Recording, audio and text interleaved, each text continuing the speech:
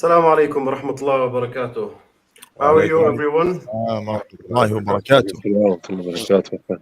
The bad boys is back. So welcome. I guess everyone know who Abu American is and Mahdi Tijani.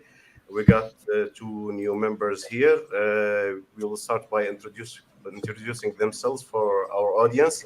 Mr. Nasser, we can start from you. Look. I have to say this, Habib. Where I'm from, we have to go beauty before age, and Muhammad is more beautiful than I. MashaAllah. It's I dapperness. never. Where we're from in London, it's dapperness before anything else, akhi. MashaAllah. Look, this is the thing. The wisdom let me know that you were going to say that, Habib. So I'm ready for you. I can never go before somebody whose name is Muhammad. SubhanAllah. You got me there. Okay, go ahead, bro, Muhammad. حياكم الله ويزيدكم في الخير. So, Ikhwan, this is Muhammad from London. Essentially, how I got into this space, subhanAllah, was through a viral marketing campaign, which was now the app is called Muz. It was essentially finding Malika wife, right? Essentially, and I became this weird digital watering hole, essentially, for people to understand their issues.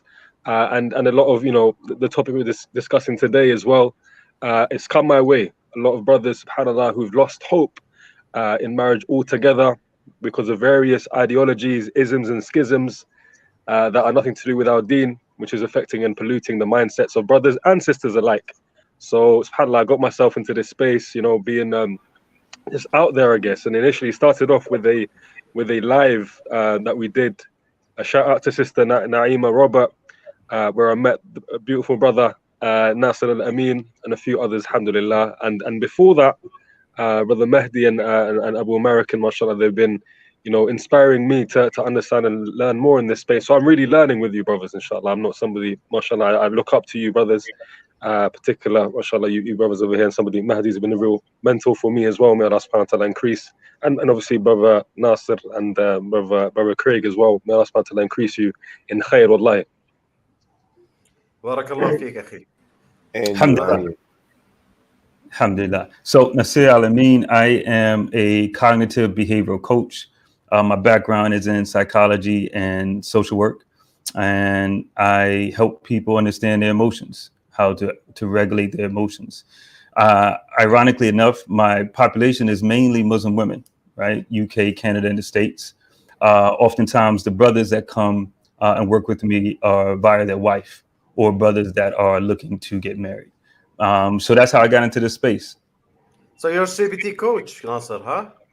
Yeah. So my background and my studies were all in CBT. That's very interesting. I'm very interested in the CBT in general.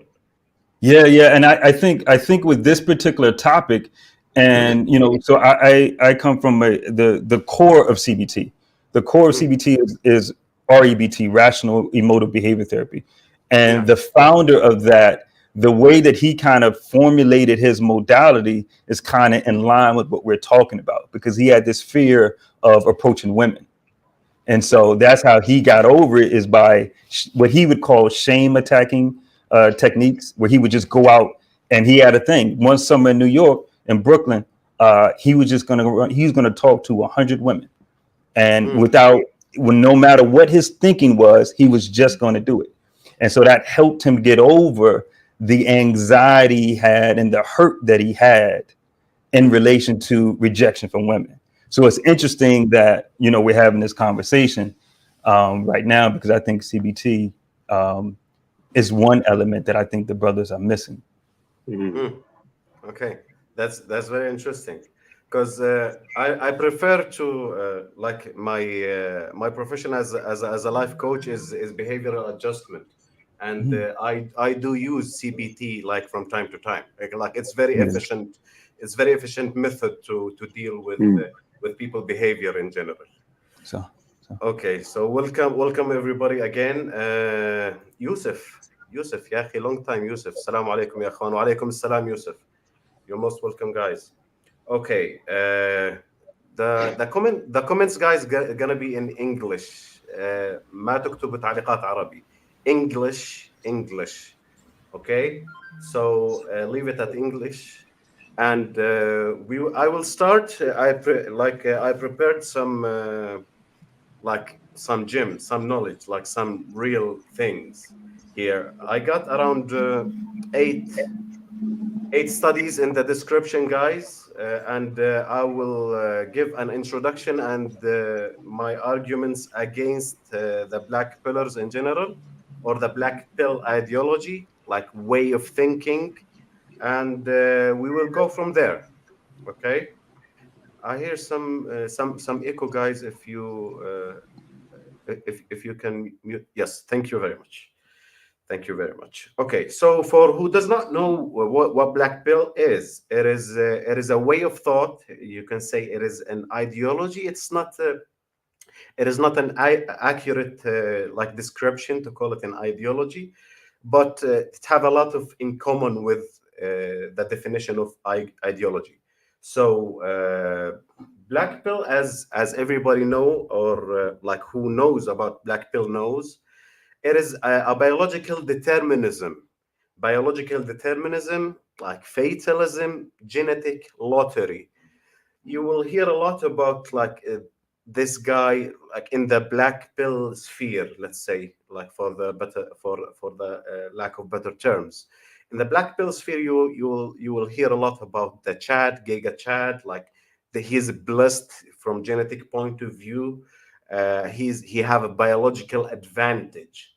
Okay, so the main way of school of thought of, like, if they have school, because I do not consider it school, is that if you have the blessing from biological standpoint, or if you have like a good gene, a superior gene among the other average and below average men, so your chances of finding a potential mate goes up like tremendously, and you will be real blessed by getting these genes. And what do they concentrate on? Which is the facial symmetry. The facial symmetry, like there's a specific ratios and dimensions for the jawline, for the eyes, generally speaking, for the bone structure, the muscle structure, the height is a major and important let's say factor in the black pill school of thought. So if you have these specific advantages, as they say, and by the way, all of them is determined by genes. That means like you have nothing to do about it. Like you will be born with it or you don't have it. Like you can't fix it up. You can't fix your genes. Like we, at least with modern knowledge, we cannot until now, like as an adult, you can't fix your gene. They're still doing some researches on fixing your potential offspring genes, but you can't do it to yourself until now. So their point of view that if you do not have this height, for example 6 foot plus, if you do not have this wide jaw, if you do not have this hunter eyes, if you do not have this wild shoulder with the good physical, let's say, visual look, so you will fail. You will fail, or your opportunity of being success will be decreased, decreased a lot. So what do I have against that? What do I have against that? Like, I don't want to get around like 20 to 50 studies to formulate my argument. I got only 8, and I believe it's most of it are very important and very strong to support my argument. Uh, the woman as a creature is not visual as men. So I believe like this is basic understanding even for awam, for like regular people who do not like read a lot and check for researches and studies. Men are interested in how woman looks a lot, but from female point of view, it is not like, I'm not denying that it is important, but it is not that important as they say it is. Can I jump in here? Yeah, go ahead, Amir. We know that women have, and I always say pre-selection is king. Pre-selection is when she sees you and she does have an attraction to you. I mean, women do have a visual aspect to liking a man, but the issue is these are factors that a man can control. He can work out. He can go to the gym. He doesn't have to be skinny armed or tubby or whatever else. These are not things that are going to give you the pre-selection, signals, or what they call selecting signals from a woman. So even though they say that, yes, it could be true, it's absolutely true. I will, if I work out and a 5'5" guy works out, I'm 6'3" basically. And if we're standing next side to side, yes, women will have a preferential, on an instant short level, unless I fall outside of her preferences. Yes, she might say, okay, this guy's taller, he's more attractive. But that's not what we're looking for here now, are we? Basically, we're looking for you as an individual. And it's like you said, Coach Kareem, it's absolutely true that women have far more attraction markers than men do. So men, we go off a very quick, instantaneous visual, and then we look afterwards. Women, they do the same thing, but they're also looking for, this is when they start asking questions. What's your job? What do you do? This, that, the other. And they're trying to, now women start looking for disqualifiers. You pass the basic pre-selection. Now she starts looking for disqualifiers. What's your job? Oh, he's a doctor. Okay. Well, what about this? And then they start to ask you these goofy questions and whatever else, trying to see if you're socially inept and all these other types of things that might be an embarrassment to her. So, yeah, fair enough. They might have a small point, but most of their points can be rectified with just personal discipline. It's my take. Yeah. Let me go through the studies. It is all in the description, guys. I gathered for you a lot of information based on scientific studies. So the first study, you will find them by the numbers as I will read them. The first study in the description says most women find most men unattractive economically, unattractive from economic point of view. So that is the main reason that most women find most men unattractive. Did they mention the jawline? No. Did they mention the height? No. Did they mention the eyes? No. So that's a great point. And the link of the study, it will be under number 1.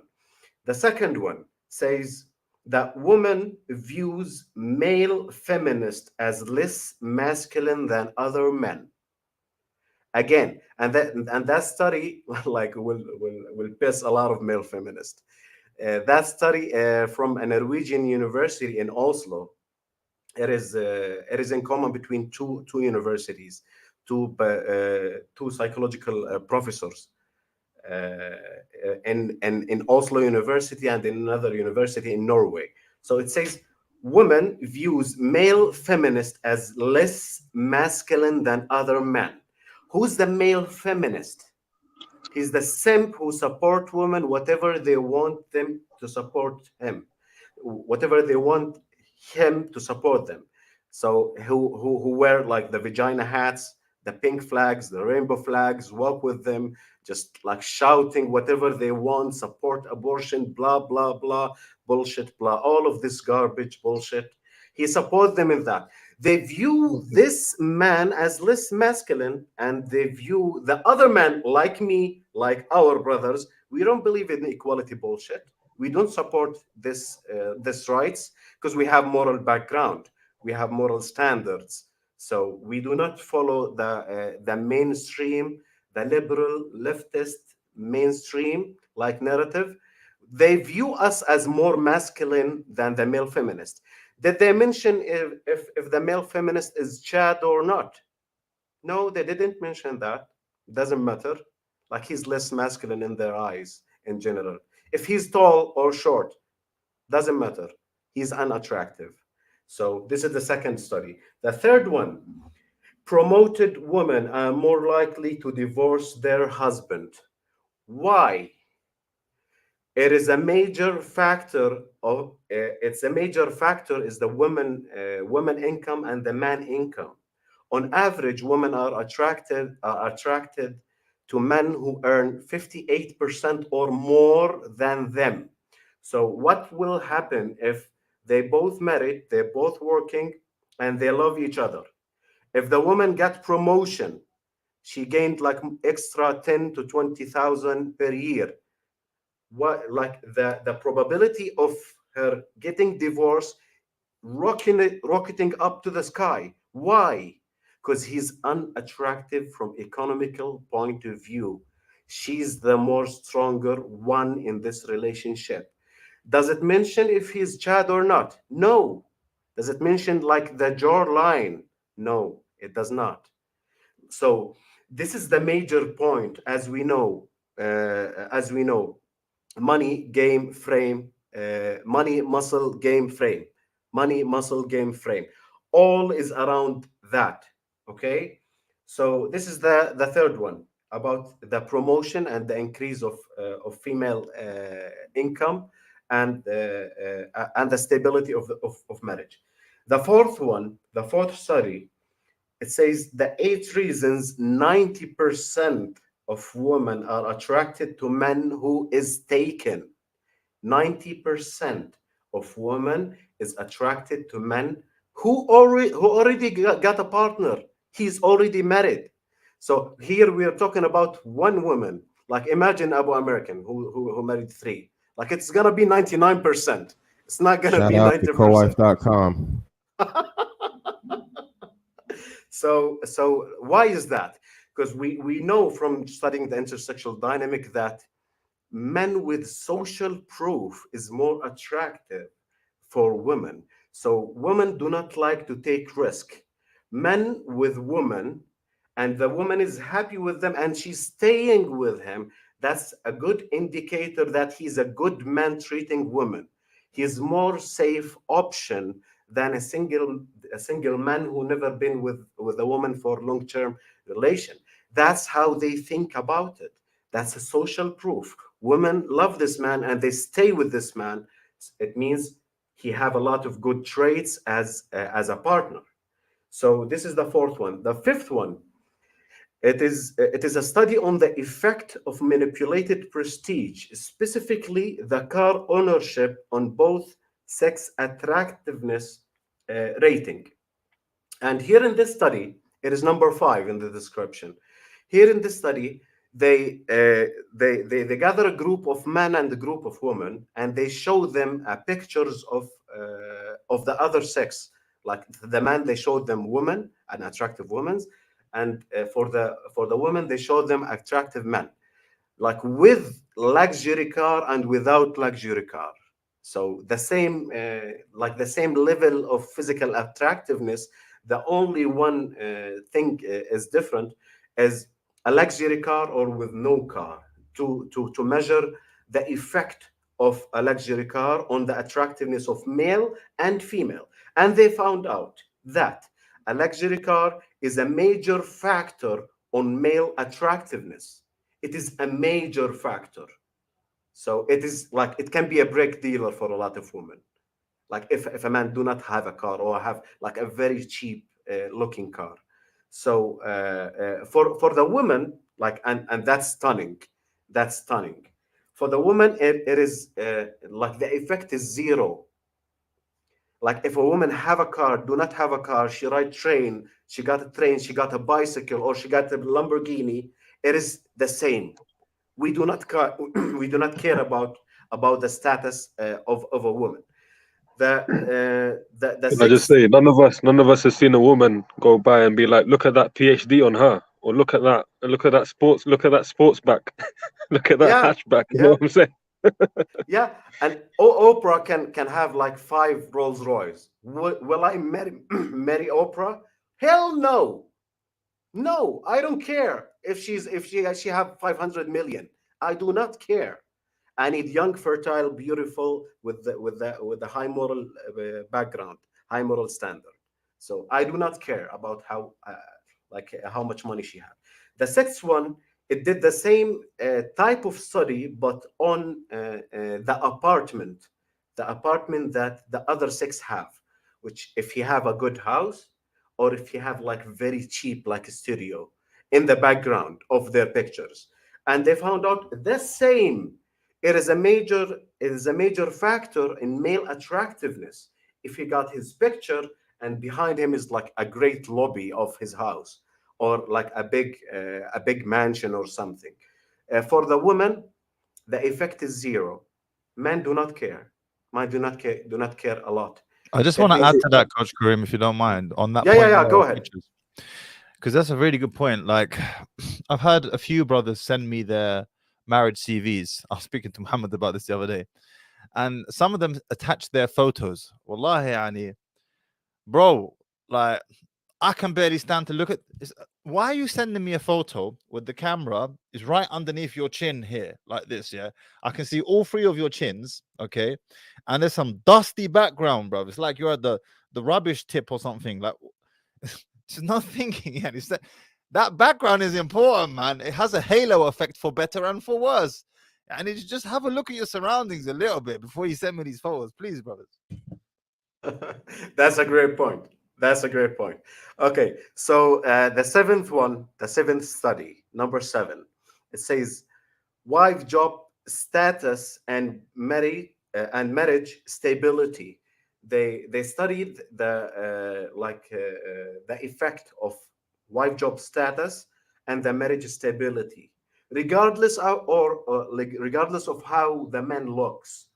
If the woman have a higher status, higher position as a designation in the job than her husband, she gain more money than him, then the marriage stability will decrease instantly. So that's the 7th study. The 8th one, because a lot of black pillars got their study from a self-reporting surveys, and that's not a reliable source of information. It is not a good data.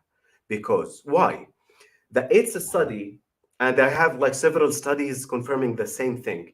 It studies the sexually arousing factors among the two sexes, the man and women. So they ask the females, and they ask the males, what does arouse you in other sex? And they listed like number of things. Like the females, they listed number of things. Like every single one of them listed number of things, like 3 things or 4 or 5 things. Like that will arouse me. And the men listed their things, and they show them pictures, haram pictures to test, and they connected some electrodes on the mind part, who's dedicated for arousal, and to their genitalia to measure their reaction, their physical reaction.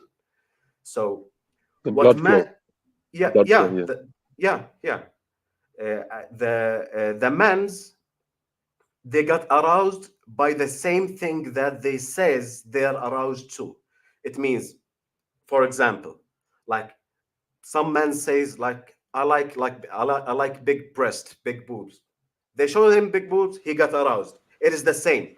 He's saying the truth. But for most women, they says they get aroused by things.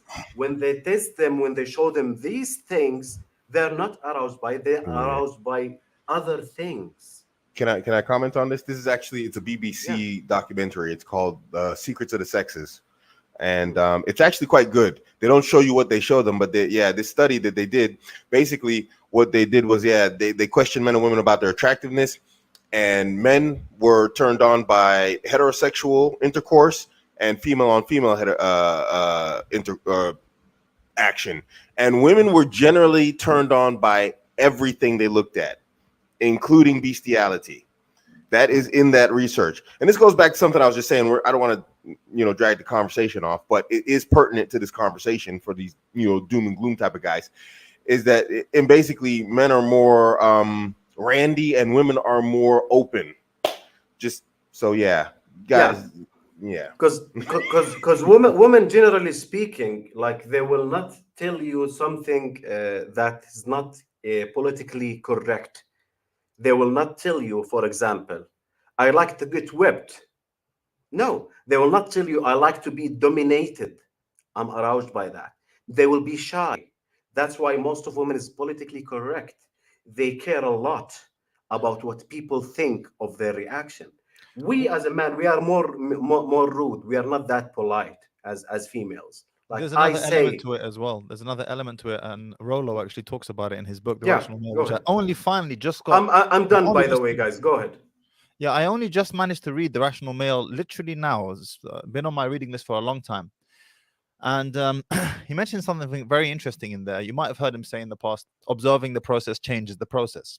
And you mentioned just now, Coach Kareem, that women will often not admit to wanting being dominated. And part of that is connected to the fact that if I have to tell you what to do to me, you're no longer behaving spontaneously. Now I've given you the cheat codes. It's not the same anymore. You know, Mm. I've told you what's coming up in the exam. Of course, you're going to pass. It's not the same. I want you to pass the exam, the test, without me telling you. And he mentions it in one of the chapters of his book of women want men to just get it. You need to just get it. So yeah, I mean, and this is why it's so important to bear in mind or remember the euphemism. If you want to catch a fish, you don't ask a fish how to catch a fish. You go speak to the fisherman. Exactly. Abu American, do you have anything to add for that?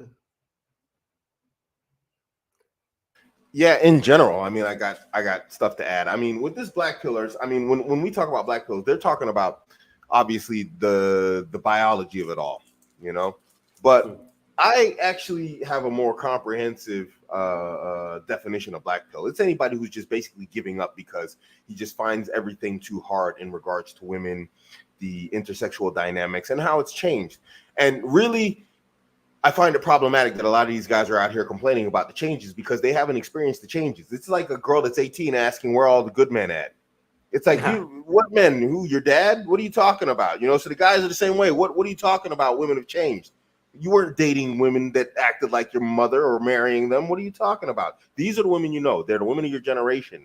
You know, now I'm not saying that we got to accept every and anything that comes with it, but it's like this, what we're seeing right now. This is the new frontier in terms of like the actual world. So 1,500 years ago, 2,000 years ago, if it was just too hard, guess what? You got ate by a bear or a tiger or a raiding tribe killed you. Well, on for us right now on a micro level, but on a macro level, it's societal now. This is the new survival territory. And if you don't have the social, aptitude to actually adapt, guess what? You get wiped out. You don't get to have kids. So this is the only thing that's changed is it's no longer deadly to not be able to not have that wherewithal as a man to stick it out and figure out what you have to do.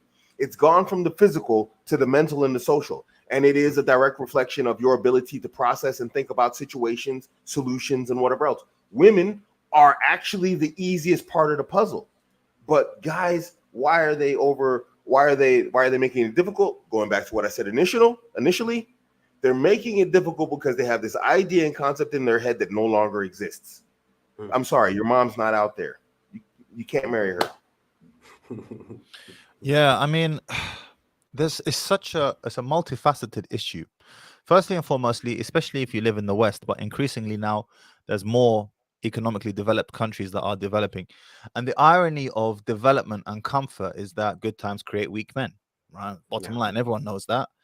So when you have good times, great, fantastic. You've got water in the tap, you've got a toilet that flushes, and so on and so forth. But then the environment makes you soft and it makes you less tolerant towards failure. You see?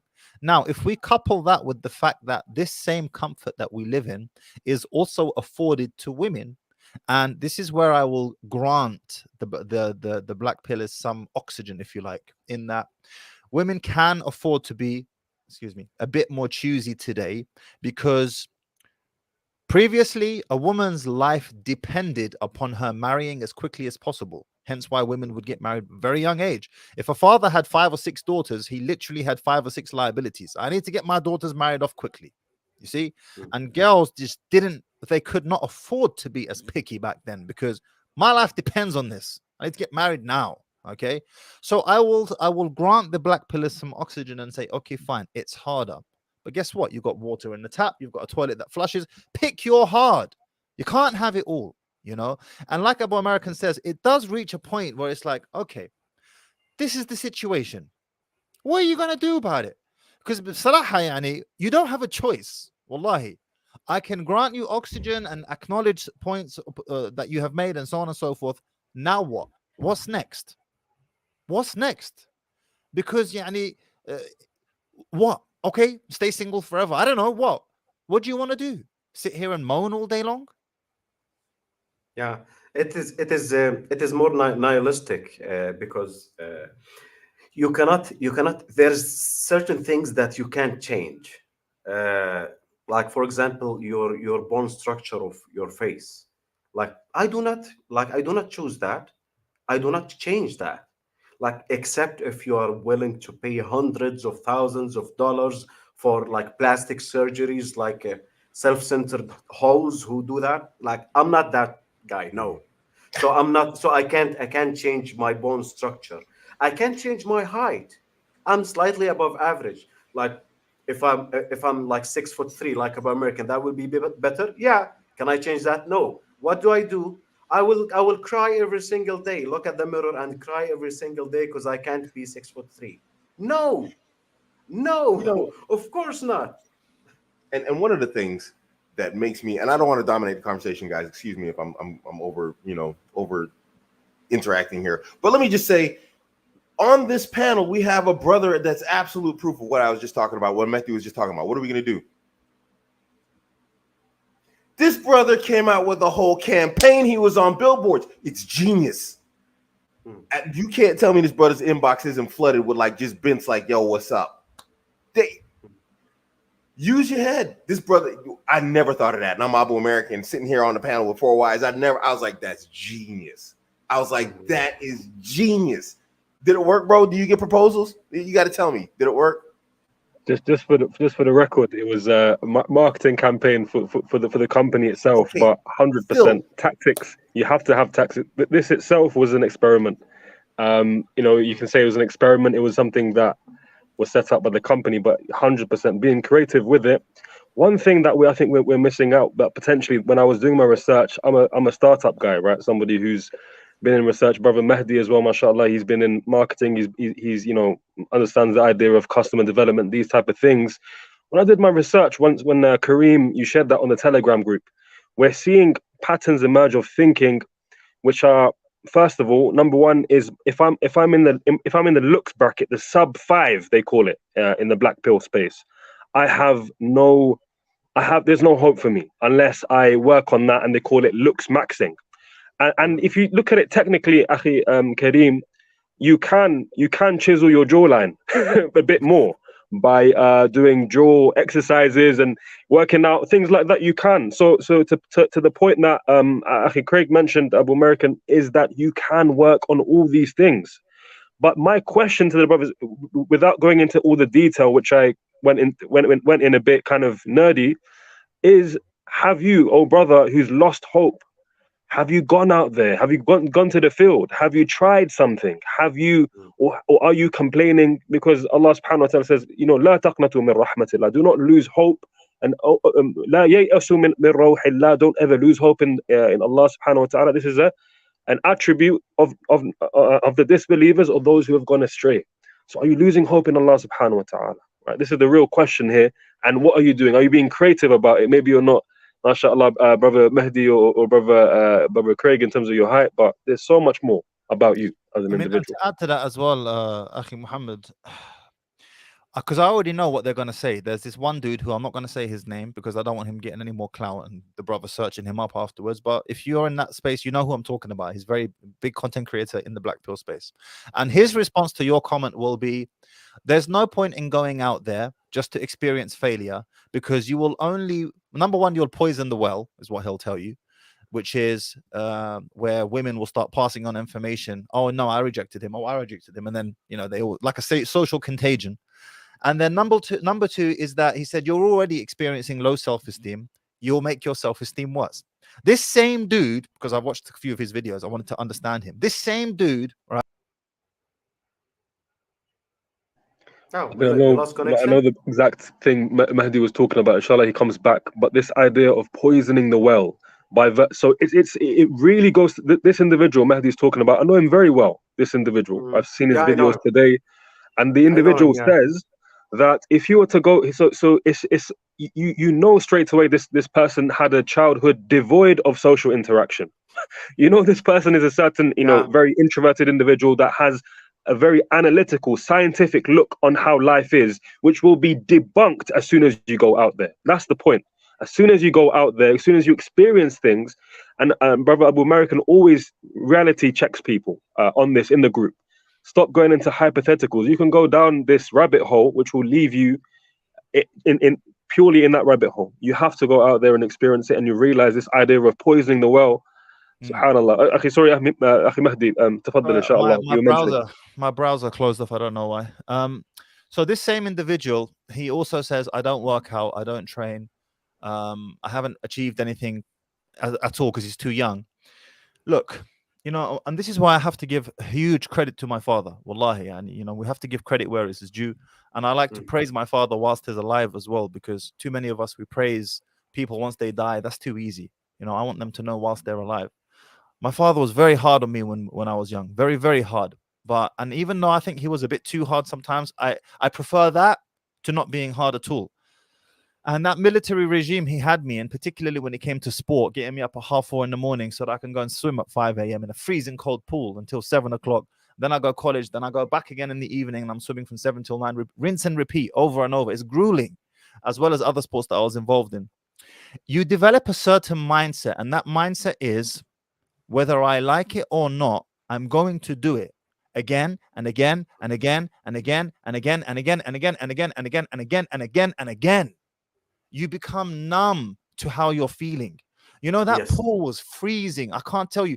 They can't heat pools for competitive swimmers, because if they heat it, once you start swimming, your body gets very hot. You produce your own body heat and you adjust. If they heat the pool as well, it will compromise your performance. So the pool has to be quite cold. So it's already freezing cold outside. It's the middle of winter. All right. And I'm a kid jumping into this it's horrible. And there's loads of kids doing this. But it teaches you this sort of ignoring how you're feeling. You give too much credit to your feelings. And I accept it is true. Looks helps. No doubt about it. Abu American has made this point many times. Sure, it helps. I'm with you. Okay, fine. So what? Just, you're too soft. There's no way for me to say this. Maybe you didn't have a father who was hard on you like with me. Okay, fine, no problem. You need to now maybe go to a fight club, or you need to find some other strong masculine figures that you can latch onto, because guess what? Iron sharpens iron. I had the advantage of, alhamdulillah, having a father who was like a general in the household, borderline dictator. But I see that as an advantage now on hindsight. I didn't like it in the moment. Believe me, I did not. I hated it. Wallahi, I hated it. But I really thank him, and I would kiss his forehead now. I appreciate it, because when I look around at the landscape and I see my peers, especially in the millennial generation, I'm like, you know what? Alhamdulillah. But this can be cultivated. Okay, you didn't have it in your childhood. No problem. You can cultivate it now. And if you don't have that, the ability to put it on yourself and stick it on yourself, then find other people who will stick it on you for you, such as, for example, a fight club and so on. And just one point. Sorry, go ahead. Sorry if I got off to you. I want to ask Coach Nazir something, and basically this is my mentality. Maybe I'm wrong, because you work in the therapy type of area.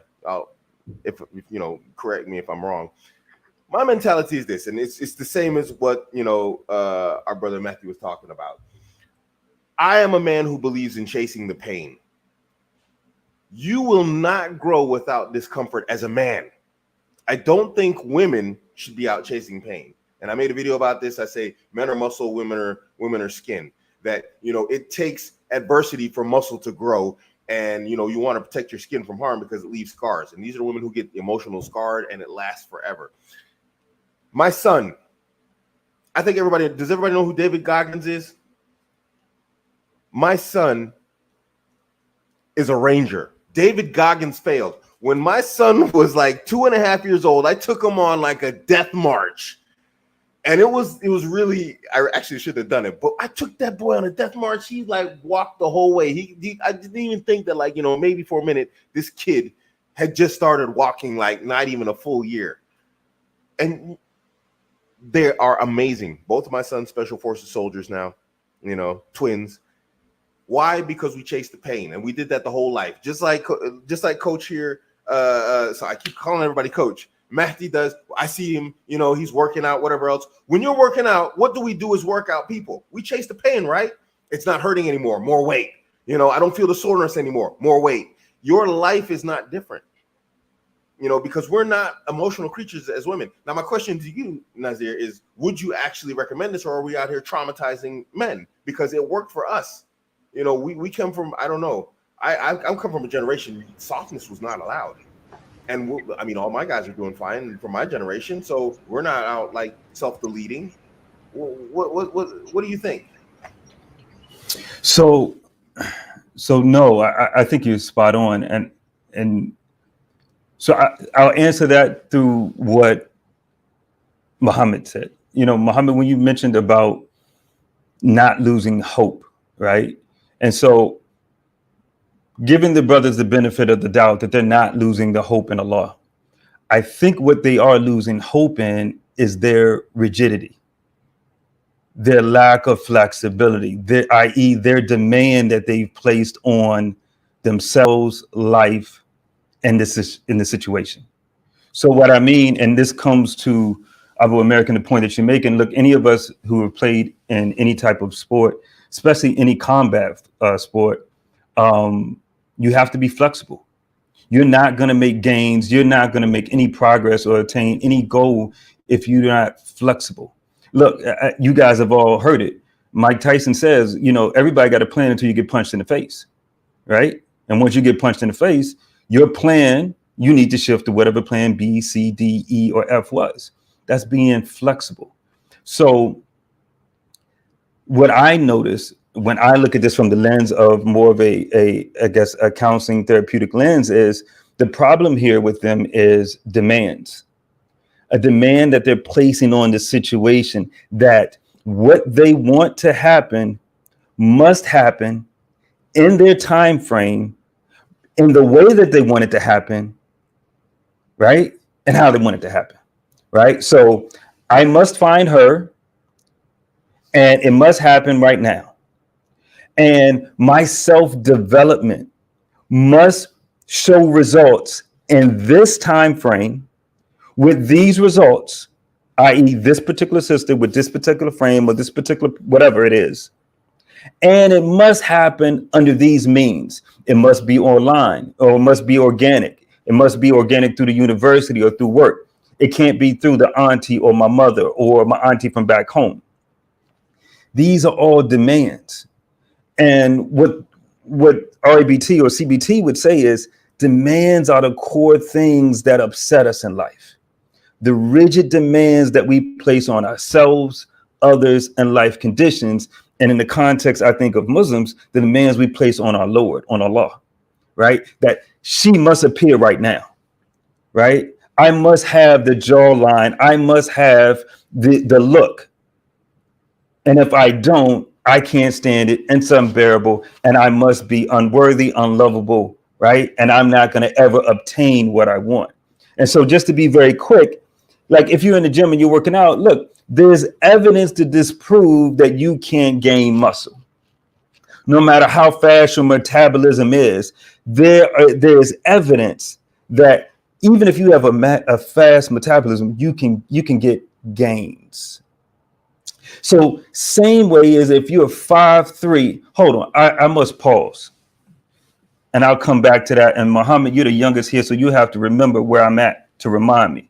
Because I must give deference to the late Christopher Wallace, who said, I'm black and ugly as ever. However, you'll get that later on. But what the point is, he acknowledged and he accepted that he didn't match what a quote unquote, the black pill would say that you need to get women. But he had the however. He wasn't rigid. So he acknowledged that he was black and ugly, but he also had that however. I do this, I stay down this. Meaning, what is the however for you? What is the rigidity that you're going to let go of and shift to something that's flexible and acknowledging, yes, that you were born with the genetic pool that you were born with may not be ideal for this particular thing that you want, right? But it may be ideal for something else in another sphere of life. But if you just accept that, yeah, you don't have the genetic pool that you think is best, but however, I can do A, B, and C, and A, B, and C does not have to show the results. My self-improvement, my reading, my diet, it does not have to show the results on the time frame that I'm demanding on other people on life, my Lord. It must show the results in. That to me is the issue. The demands. If they let go of the demands, they'll thinking, feeling, connection. Let go of the demands, you'll decrease that hopelessness, right? That anxiety about I'll never get her. To touch on something that you just said there, Akhi Nasir, women obviously they communicate more covertly and men communicate more overtly. This, as a result, makes women better at picking up on social cues, the non-verbal, the intangibles, right? They tend to be better than men at picking up on these intangibles. And one of these intangibles that a woman can pick up on, the best way for me to explain it is when Andrew Tate was on the Fresh and Fit podcast a couple of years ago.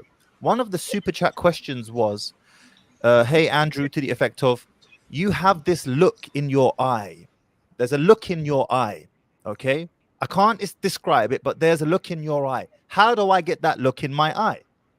And his response was, yeah, and he's straight. And he said to him, you can't fake this. You have to go through what I've been through. You have to go through that muck and mess and dirt and pain. As Abu American was saying, chasing the pain. And then that steely look in your eye will develop as a side effect, a natural side effect of what you have been through as a man. But you can't gloss your eyes up or, I don't know, put some contact lenses on. It's an intangible. It's something that you can't fake. You have to go through stuff. And when you go through that stuff, wallahi, yani, you can infect a woman with that emotion. She can just sense it. It's something that is difficult to explain with words. It's an intangible, but she can sense this man's about that life. I don't know what it is, but the vibe is right. What do you think she's referring to? The intangibles that we can't necessarily measure, but come about as a result of what you have been through as a man. And Akhi Mahdi, this is exactly the point which I would like to tell these brothers who are being influenced by this black pill ideology, that you can't measure this stuff, what we're talking about. When you talk about this raw, may Allah subhanahu wa ta'ala protect our brothers and those who've experienced things before. There's certain moments it's unexplainable. A woman looks at you, you look at her straight away. You can't explain what's going on here. As in, she knows you're about it and she knows she wants you. These type of things, I doubt highly that brothers who are influenced by this ideology have even felt in their life. And one point that I would like to say as well, to counter what that particular black pillar you mentioned, Mahdi, has put out there, which is that there's no point if you're a sub 5. My counter to that is a lot of these sub 5 brothers are trying to go for +5 women, right? And an interesting thing that I was stumbling upon in a hadith, Rasulullah when he mentioned that if you were to see a woman, the woman comes and goes in the shape of a shaitan, of a devil, and you should, what's the cure to that? That shahwa that comes to go to your wife, because what's with that woman is with what your woman. Essentially, what we're talking about over here. And wallahi, man, this is, alhamdulillah, we've all experienced halal intimacy, is you would find that, and brothers, feel free to either push back on this, but you will find the same comfort in a woman that is a 5 that you would maybe that is more beautiful, and to the extent, and a lot of the theory is that a woman who is less attractive will have developed skills and wouldn't have had that prissy privilege, that so many doors are open to her, and you'd find it in a 9 or a 10.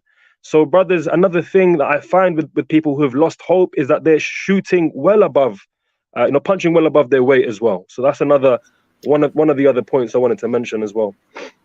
I have a comment here, and it's kind of like fits into what Nazir was talking about and what you were just talking about. I made a video talking about brothers checking out, and I do understand. I tried to, stretch the olive branch out to guys after a video saying like, hey, you got to harden up. But anyway, one of the responses was this right here, and this is exactly what I'm talking about, and this is what I have a problem with brothers when we teach them this stuff. And I was talking about we're giving brothers the cheat codes, on how to like shortcut a lot of stuff. But really, the cheat codes don't take away the work. But let's get into it. So the brother says, the reason guys check out is because they don't know how to use those tools. I was saying that we're giving you the tools. And I was mentioning you brothers, that we are actually out here giving you guys the tools. It says, what's the point of having a sword, yet you can't use it? Those cheat codes mean nothing, bro. Guys need to be taught, trained, and given the opportunity to utilize those cheat codes. No one fails on purpose. We need to be conditioned and trained to be winners. Most of us are swimming against the tide. Gentlemen, I want you to really think about what was written in this comment. It's every excuse not to try. What's the point in having a sword if you don't know how to use it? Well, you're making an excuse not to pick it up. You're not going to learn how to use this if you don't pick it up. His whole thing is, I'm not going to learn how to use a sword, so I'm not going to pick it up. Do you see what I'm saying? Everything in all of this mentality is I don't want to try. And this is what I am seeing personally. Now, I understand everything's against you, but hey, check this out, guys. And I'm going to drag one thing into another. I am obviously an African American.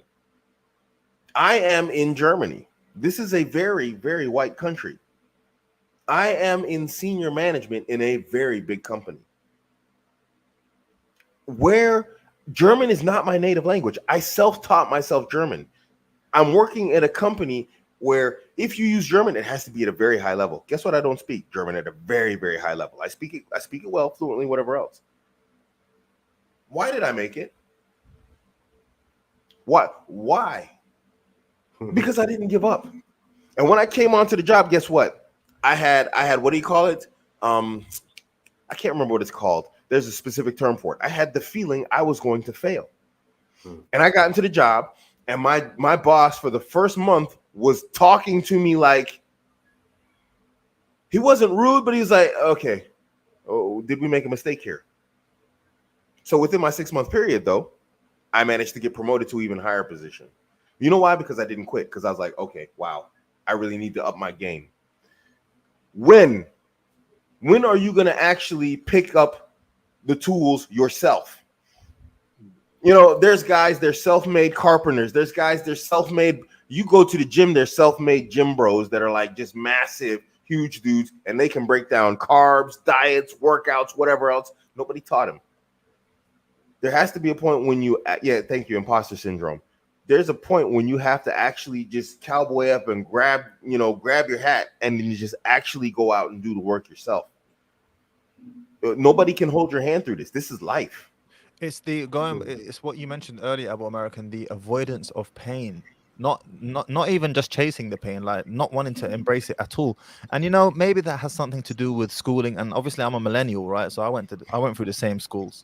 And my school life was very different from my home life. I'm glad I had my home life now, but the contrast was so extreme. And if I only had school, I'd be very, very soft. Everyone got a medal. Everyone was a winner. I competed at London Strongest Man in 2019. I came 8th, 7th or 8th. Everyone got a runners-up medal. There's a picture on my old Instagram account, Mahdi Tijani 1989. We're all lined up. Everyone's wearing their runners-up medal, all the runners-up. I've got the runners-up medal in my hand because I was getting ready to throw it in the bin. And I said to don't put that thing on my neck. I didn't win, okay? So don't put that crap on my neck. I held it in my hand. There's the everyone's a winner mentality. I'm sorry, guys. There's winners and losers. Now, you must decide which one you want to become. And yes, it's extremely painful losing. I came 8th. That's rubbish. It's not even top 3. All right, but it is what it is, You're going to have to go through this crap if you want to make those incremental improvements. I don't know what else to tell you. If I can, I think one of the things that contributes to this is the thinking beforehand. And I think the thinking is what gets people stuck and inactive, right? And so one of the things that I would suggest is remember, you put like 10 dots in front of you. The reality is we're talking about one dot, which is finding a spouse, right? In reality, there's thousands of dots. There's thousands of things that you do, a number of hats that you wear. We're really just talking about one dot, one aspect of your life. But the problem in the faulty thinking is this one dot becomes the generalization to all of the dots. And then when that generalization is made to all of the dots, one then becomes depressed, hopeless, and then cascade effects, it affects all of the other dots. The reality is this is just one aspect. And this, you can think of it in terms of parenting, right? All of the other roles that you do well, but your communication may be an issue with your child, right? The issue is not that you're a bad parent, you just got poor communication skills, right? And that's a skill set. So same thing with this particular thing with this black pill mentality. It's really getting in control of the thinking. It's not everything. It's not all the hats that you wear. It's just that one thing. And I think it's important to get in control of that thinking. And one of the ways I suggest you do that is really just look for the evidence. And this is purely from the model. This isn't nothing, I'm creative thinking. No, this is just what the model says. When you have a thought that may not be helpful, or what, if you Google it, it'll say irrational thinking.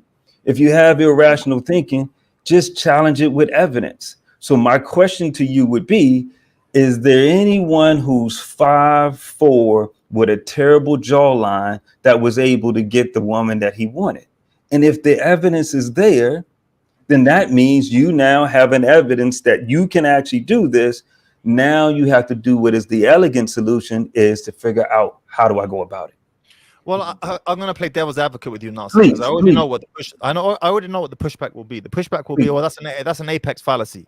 That's an anomaly. That's an exception to the rule. Look, want what you want, but buy what you can afford, as Kevin Samuels used to say, right? And Muhammad made a very good point just now, Muhammad Malik. There is a correlation between extremely beautiful women and extremely crap behavior, poor behavior. Does that mean all beautiful women are poorly behaved? No, not at all. I'm just saying that there is something to be said about a girl who's an adjustable 6, for example, and she knows it. She knows she's not as beautiful as the 8, 9s, and 10s, but she compensates in her attitude and behavior towards you in other areas, you see? And that is the sukuna that Allah speaks of in the Quran. لِتَسْكُنُوا إِلَيْهَا. That sukuna, that Sakina. sakina. Yeah. The sakina. That's that sakina when a woman is like, she's peaceful. Now, again, the pushback will be, oh, Mahdi, that's a cope. You see, you're just coping. No, I'm just saying, I'm stating a fact. You want a dime piece? No problem. You know, if she's a dime piece and she's got beautiful, she's peaceful, great, fantastic, so much. But I think, Mahdi, I don't know if that's really can add to that. though. Again, Nasser, one more time. I don't know if that's really a pushback, because the question would become, what is the demand here? What type? See, there's a demand that I must get a dime. So what comes with getting the dime is there might be an extended waiting period, and you may not get the dime that you want. So then the trained ear would say, okay, well, really, what are the qualities that you're looking for? And then as we work through that more, it would really, the dime isn't what you're looking for, it's the qualities. And can you find those qualities with something who's an adjustable 6 and up? Interesting. Very good. Right? So I think this, and I'll stop here. That's the importance of what we call private logic. When you have a thought in your mind that stays in your mind, that it becomes logical because it's all in your mind. But once you get it out to others, it tested exactly. Then, and this is why the brothers that are listening, please, this is why a close circle of brothers are important, because brothers do what women don't do. And sisters, that's why I encourage you in your support system, have a brother who's a trained professional in this. And that's just not a shame and plug for me. I'm saying that because men will tell you the uncomfortable truths, whether you want to hear it or not. We don't lie to each other. Yeah. We tell each other straight how it is. Raw, no chaser, straight up. Sisters will lie to each other. Like, so why did I say that? And how does it all connect? And I'll stop. Because the private logic, when it comes out amongst your brothers, you're going to have a brother that's going to push back and say, man, that's absurd. Well, how you think you're going to get a dime? and you ain't got a dime in your pocket. Yeah, I got an uncomfortable. let me add to that, if you allow me, about American, because I'm losing the points here. I'm writing down. So regarding your point, Nasser, which is never ever consult a female coach. Like, they are full of shit. They will never tell you the truth. Like, the way that I speak reflect that all of my clients, they know that. Everybody that book me for a counseling session, he know that, and I remind every single one of them that I'm a harsh coach. Like, if you're easily offended, you book the wrong one. And all of them, they told me, including the females, I know that you're harsh.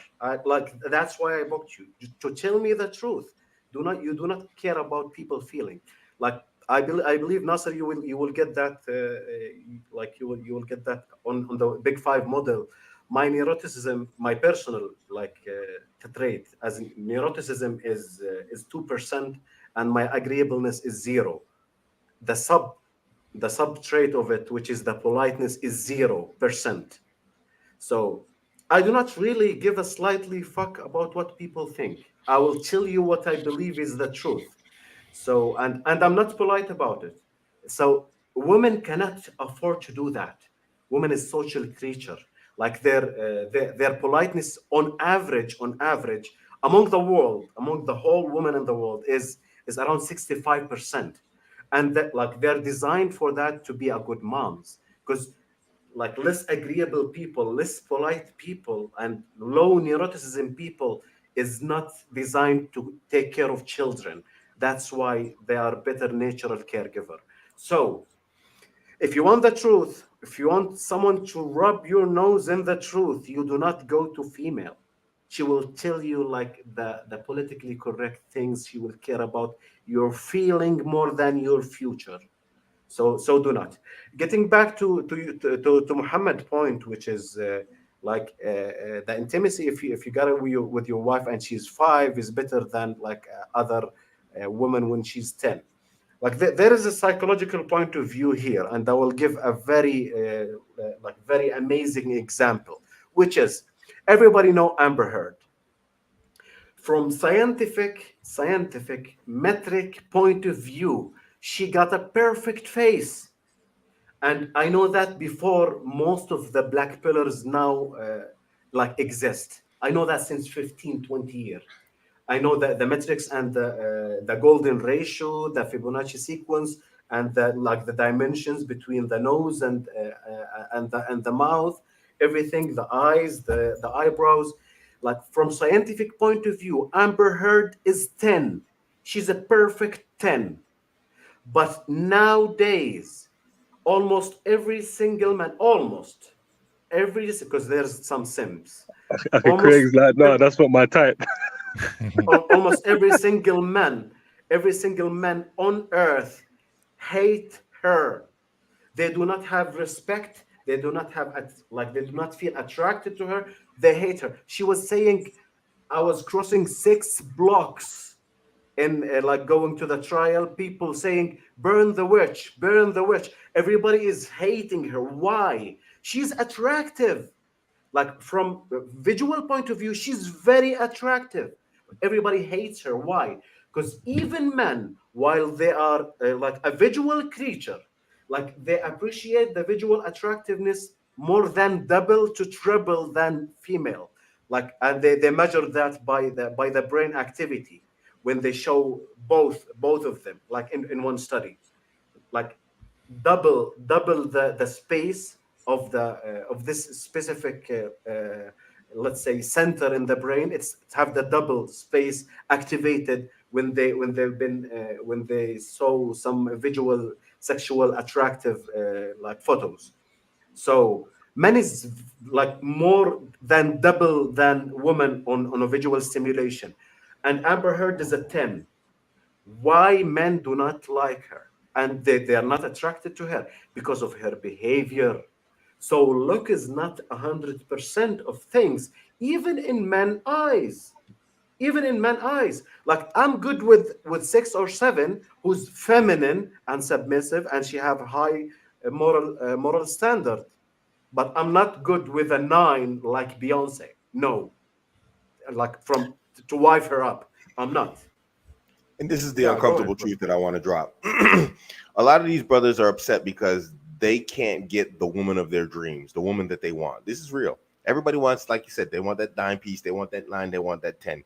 And here's the thing. As a man who's been married more times than he ever thought he would be or ever wanted to be, I've been married from dimes to just absolute butterfaces. And let me tell you something, dimes are overrated. I have not met a single one that is not a hot mess. Not a single one. I've helped brothers. I helped a brother twice to get married in London to absolute dimes. And the brother had to leave the UK. This is the nicest guy you could ever come across. He's a wonderful brother, but he's not a bad boy. He got the dime twice. The second one made him absolutely have to leave the country because of legal issues.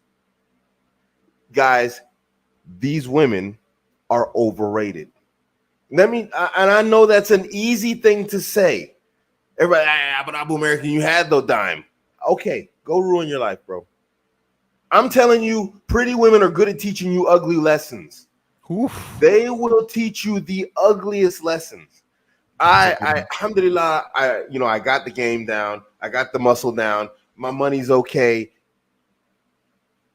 You can't, bro. How hard do you want to work in your life? I'm not afraid of the battle. Let me tell you something. You want to spend your life busting yourself and just working yourself into a corner? That's it right there. You want to be a broken man? You think you're broken now? You want to give up now? Go ahead, marry that dime. You don't want a day off? You don't want a day where you can relax? You're not Andrew Tate. Take it easy, bro. Just a very quick point. I think the problem with that is a side note. This is a total side note.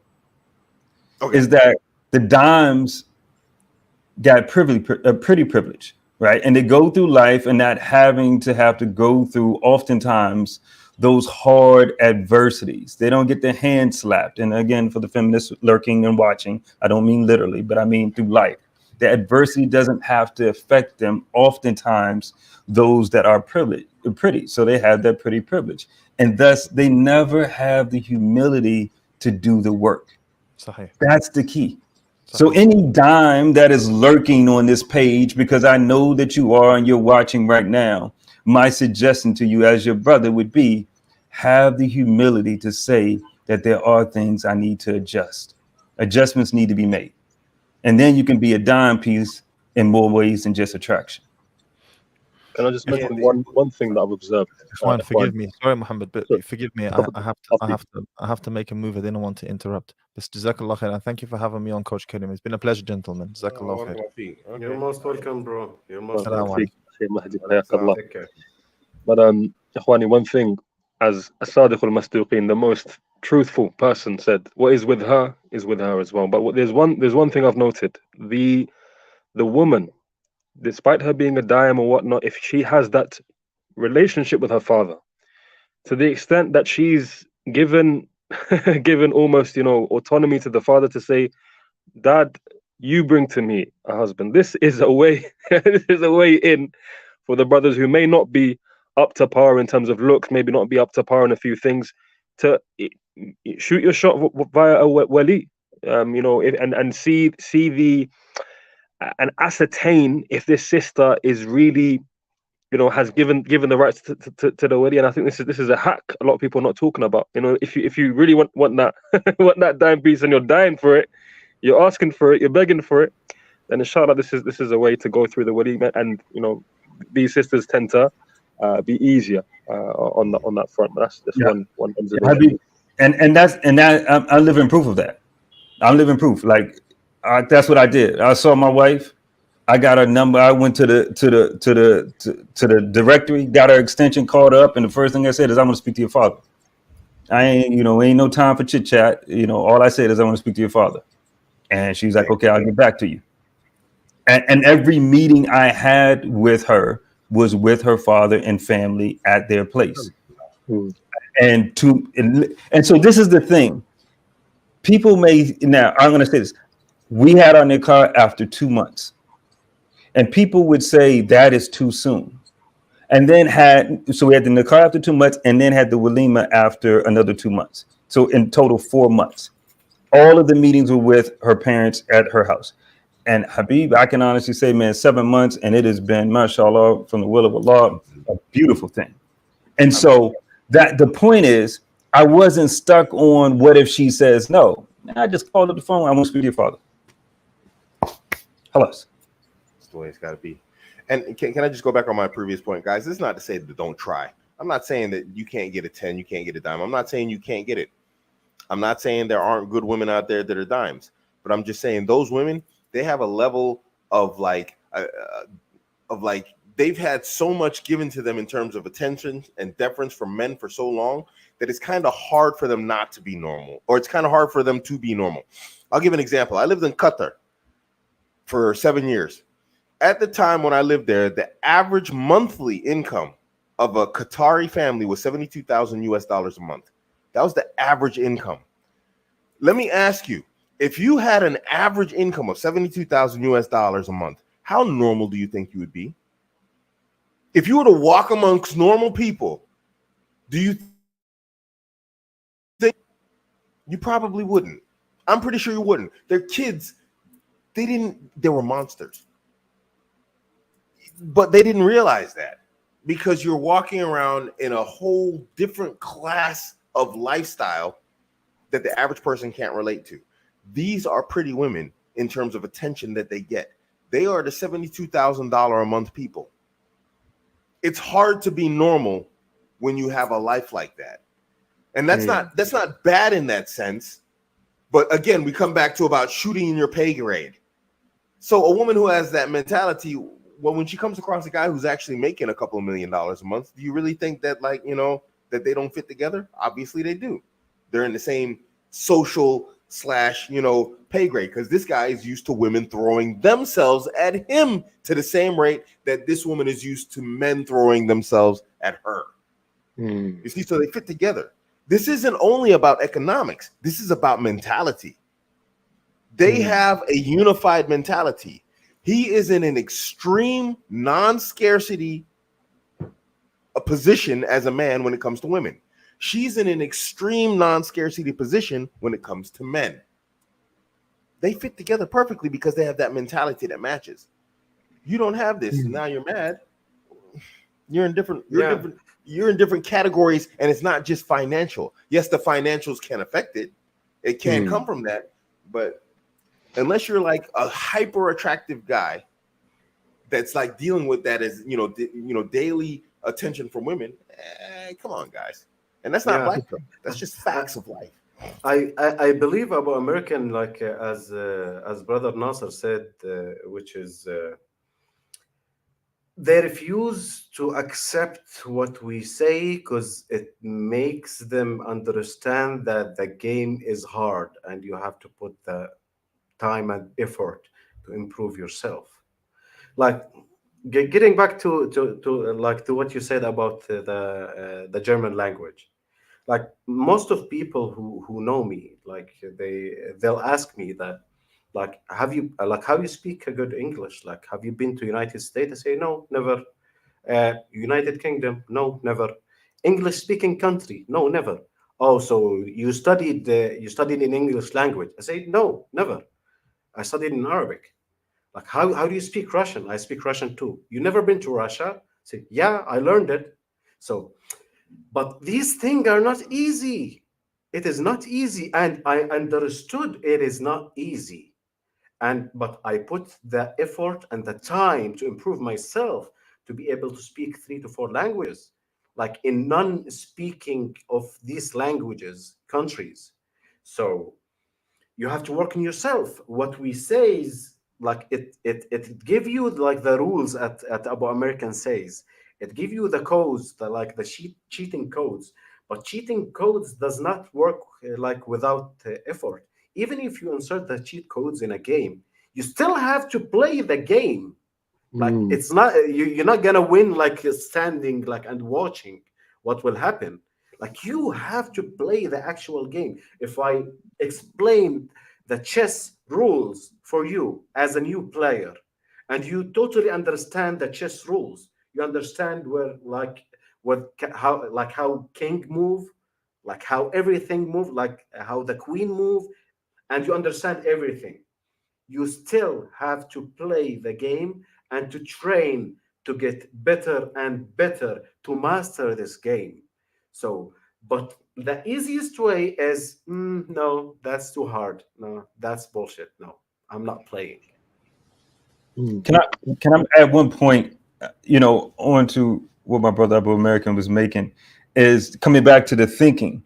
There's that demand that although I'm in this category, I should be able to get what I want from another category, regardless of the fact that I'm in this particular lower category. Again, we always coming back to these demands, a rigid belief that I must have what I want, when I want it, and how I want it. Right. And I think that's what underpins it. And one other point I want to make is just a side note. Is that sense of entitlement, Akhi Nasser? It very much it could be that for sure, but it also may be someone that's just not informed about regulating their emotions. And see, that's another thing that I think I encourage men, we have to learn how to do, because it's, as we all know, it's about maintaining frame.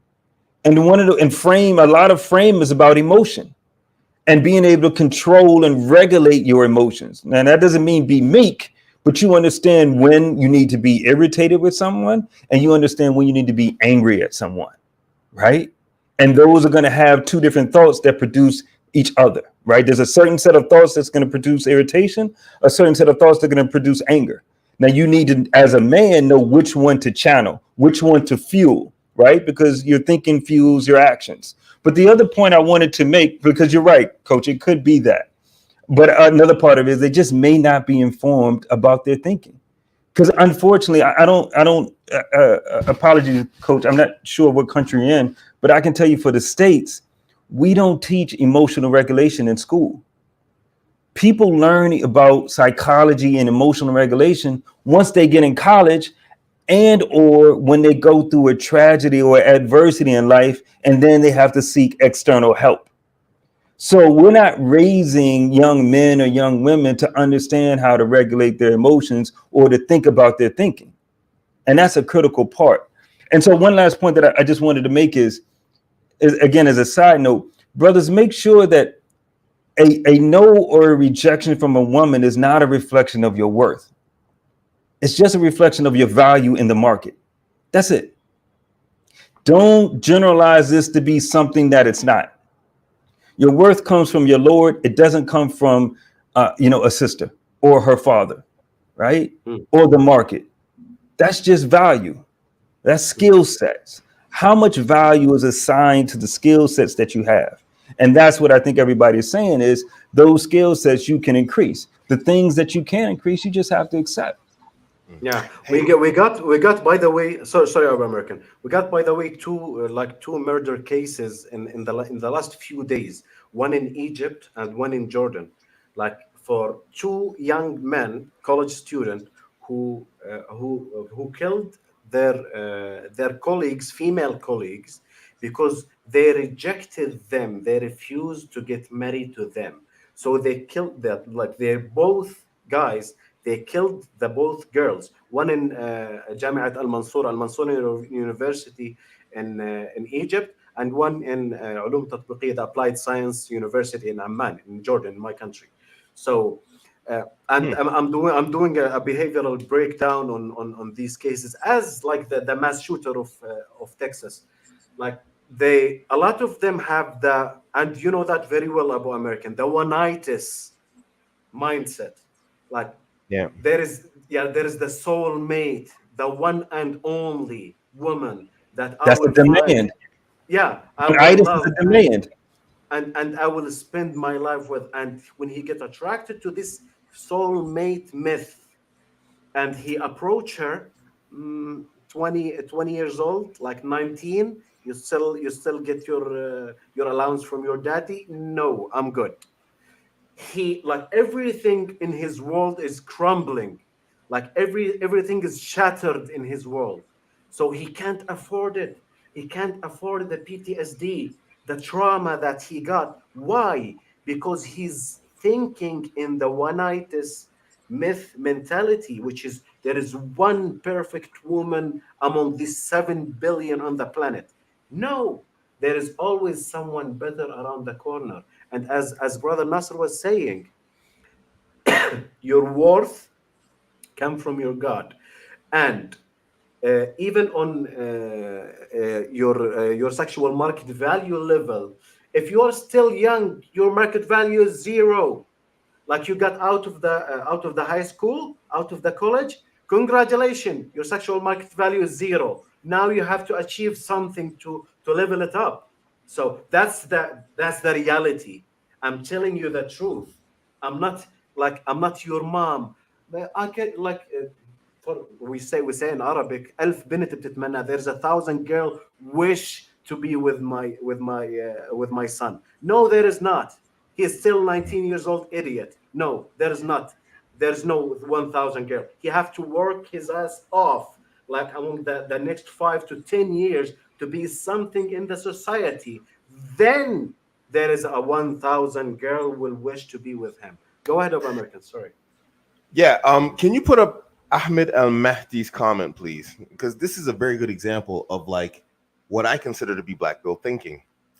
Surprisingly or not, I think this is black people thing. Are men really looking for dimes, though? I feel like most want a loyal, religious, kind, and feminine woman. Understand this.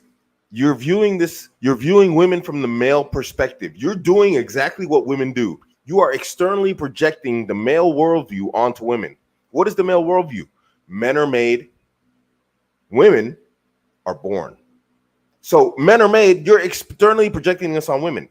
That woman right here, she doesn't exist. You have to inspire that in the woman that you meet. You absolutely have to make this woman. Now, nobody wants to hear this. You get the woman you want. Now you gotta do more work. Yes. Let me tell you something. When my wife, she showed up here, I taught her how to cook what I wanted to eat. I knew how to cook, though. She now cooks the food I like the way I like it. She actually even finds recipes and, like, tries them because she has an understanding of what I like. But that woman didn't come ready-made. And she came from a culture of submissiveness. She comes from Far East Asia. Yeah. I have a wife.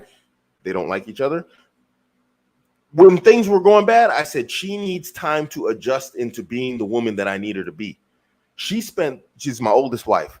I said she spent 37 years being this woman. She's not going to change into the woman I want her to be, or the co-wife that you would like her to be, in 1 month. She's used to just being her and running around doing what she wants, how she wants. Now, the behaviors that are in question stopped. It took longer than I thought it would. It took over a year, but they stopped. But she had 37 years of those behaviors. This woman that you want, you know what you're going to have to do? You're going to have to inspire her to be the woman that you want. Because when you are that guy, she's going to do anything it takes to stay with you. She's going to do what it takes. This is the nature that Allah has put in women. He has put that compliance into them. This is probably, Allahu Alam, this is probably part of the reason why Muslim women are not allowed to marry non-Muslim men. Exactly. You know, our brother Abu Khadija, some of y'all don't like him, I don't care, but he said, he made a talk to the sisters. You're Salafi by association. And if you married the right guy, you'd be Sufi. And if you married the right guy, you'd be Shia. But you happen to marry a Salafi that you like, so now you're a Salafi. Women will follow. No, You they can't are be more black agreeable. You can't be black pill. You got to go in there and you got to take charge. And this is what a lot of guys don't want to do, or they're afraid to do. Take charge. So I'm going to do Mehdi's role here and a little bit of a devil's advocate. Okay. And Hafidhullah, Abu Khadija, he's got some incredible talks, Hafidhullah, on this topic of family and women and how to be a qawwam, really. So if I were to say, mashallah, Abu American, you mentioned that didn't you mention that we want a ready-made wife, or somebody who's ready-made? And so you're saying that even if I find a woman that ticks a lot of boxes, I'm gonna have to build her up. So what is the key thing that I should be looking for as somebody now who's taken in your content? I've taken in Coach Kareem's content, I've taken in Mehdi's content and Nasir's content, and I've got so much, as maybe some of my content, and I'm thinking, I've got so many more red flags now. I'm realizing this is a flag. This is a flag. On top of that, the mahar issue, which, by the way, when I did my research a little bit into my followers, into what are they looking at, why do they feel doomed, mahar is a big thing, as in, feeling financially, feeling financially secure enough to ask for a woman's hand. What is the bare minimum then, Abu American, that I should look for in a woman to consider her ready-made, as you'd say, or oven ready for me to then mold? Well, if you're looking in the West, first off, you got to understand that you're probably not going to find a ready-made woman in the sense of a housewife. There was a time when there was generational women training other women how to be women. Men had to do their rites of passage. Women had training in how to actually be housewives. This no longer exists. But we as men, we still have, in a sense, our rites of passage, where we understand, like, oh, that guy's made it. He's done it. There's just no marker, no benchmark where you got to go into the woods and bring back a wolf's head or something. That just doesn't exist. It's kind of financial, to a degree. So what I look for in a woman, you're not going to find a woman without red flags in the 21st century. I don't care if you go to the deepest bush of Africa or Asia or whatever else. You're not going to find a woman that doesn't have red flags. It's impossible. We have our own red flags as men also. So now you have to find like the best compromises. The first thing I look for in a woman personally is pro-cooperative attributes. Pro-cooperative attributes, there is a lot to it, but basically she has compliance. She already has that kind of that submissiveness in it. That is a type of choosing signal where she's like, I don't know this guy. Well, what do when she's looking for what you like, so she can try and be it. This is a pro-cooperative attribute. It's like, okay, well, what's your personality, woman? Because everything she's asking you is information on what you like, what do you want to do, or what do you like the most? What's your favorite food? What's this? What's that? What's that? She's so interested in what you are or what you like so that she can try and be it. This is a pro-cooperative attribute, that when you give like basic commands that don't cost her any money or embarrass her, she's more than willing to comply. So, because you have to test also. Yeah. And then, that's the first thing I really look for, because you can work with that. You can have a woman with like what you might consider to be heavy red flags, but when she displays that and it's consistent, especially when you put her under emotional pressure, and I think, and I don't want to talk about it, but I recently married and I put that woman under some emotional pressure. And what did she do? She complied, Sometimes you have to push because you're like, okay, I see some red flags here. What's going on here? What kind of response and resistance am I going to get? What is that response going to be? Does she have self-care? And this is another one. This is probably the second most important one. And I don't know if Coach Nadir would agree with me, but she has to have the ability to self-care. So when you put her under emotional pressure, she doesn't flip out. She doesn't blow up on you. She doesn't look to divert accountability or responsibility to someone else. She has self-care ability to regulate and control her emotions, because we as men have to regulate and control our sexuality, because we know men will basically smash anything that moves if we're given the opportunity. Women, they have the same thing with their emotions. They have the ability to control it, but it's become acceptable and easy for them not to. It's societally acceptable for them not to control their emotions. But we as men are expected to control our sexuality, and we obviously should, from a religious standpoint. So what exists in men, there is also the opposite in women, So she has to have that ability to self-care and self-regulate her emotions and her situation. Yeah, because this is what daily life is going to look like. When she's upset, when she's angry, when she's going through, the woman thing, and I say it all the time, your woman is always going to be like an epileptic terrorist. She's going to run off the reservation and she's going to have a fit one time. It's normal. You're not going to have a perfect life. She's a human being. So these are the things I look for. You artificially insert these into those interactions with her to see how she responds. because there's a lot of mistakes I didn't make. These are mistakes I made before where I didn't get the opportunity to do these things. Now, Coach Nadir, alhamdulillah, he did it with the Wali and everything, and this is superior. And I always tell brothers, go to social networks, don't go to social media, don't go to the apps. I say that all the time. Allah is my witness. Brothers who watch my channel is my witness. If you can do that, do that. But if you're on your own, then you really got to run these sisters through the ringer to see how they respond, because your daily life is going to be like that. You're going to do stuff that upsets her, and women, they are not the clear communicators like they like to say they are, and she's going to expect you to understand why she's upset, and you're going to be like, what's wrong with her today? And that's going to be your life. So a quick point is I would absolutely agree with that, and I'll make this very quick, Coach Kareem. Like, it's important, and guys, if you've seen any of my content, most of it is towards sisters. I work with mainly sisters. I say the same thing. You have to have the humility, and then once you have the humility, you have to learn a modality, because the humility will teach you that you have baggage. And as you guys know, I always talk about the check-in baggage, carry-on baggage. And when you go into a relationship, into a marriage, you want to go into the marriage with the carry-on baggage, not the check-in baggage that weighs down the plane. The only way that you know the difference is by learning the modality, so that you can unpack and not unpack at the counter when your husband is trying to pay for the tickets or get the tickets and they trying to weigh the luggage. The unpacking needs to happen at home before you get married. So that's why I always say you have the humility to then understand that you got baggage, which we all have. We all are fallible human beings.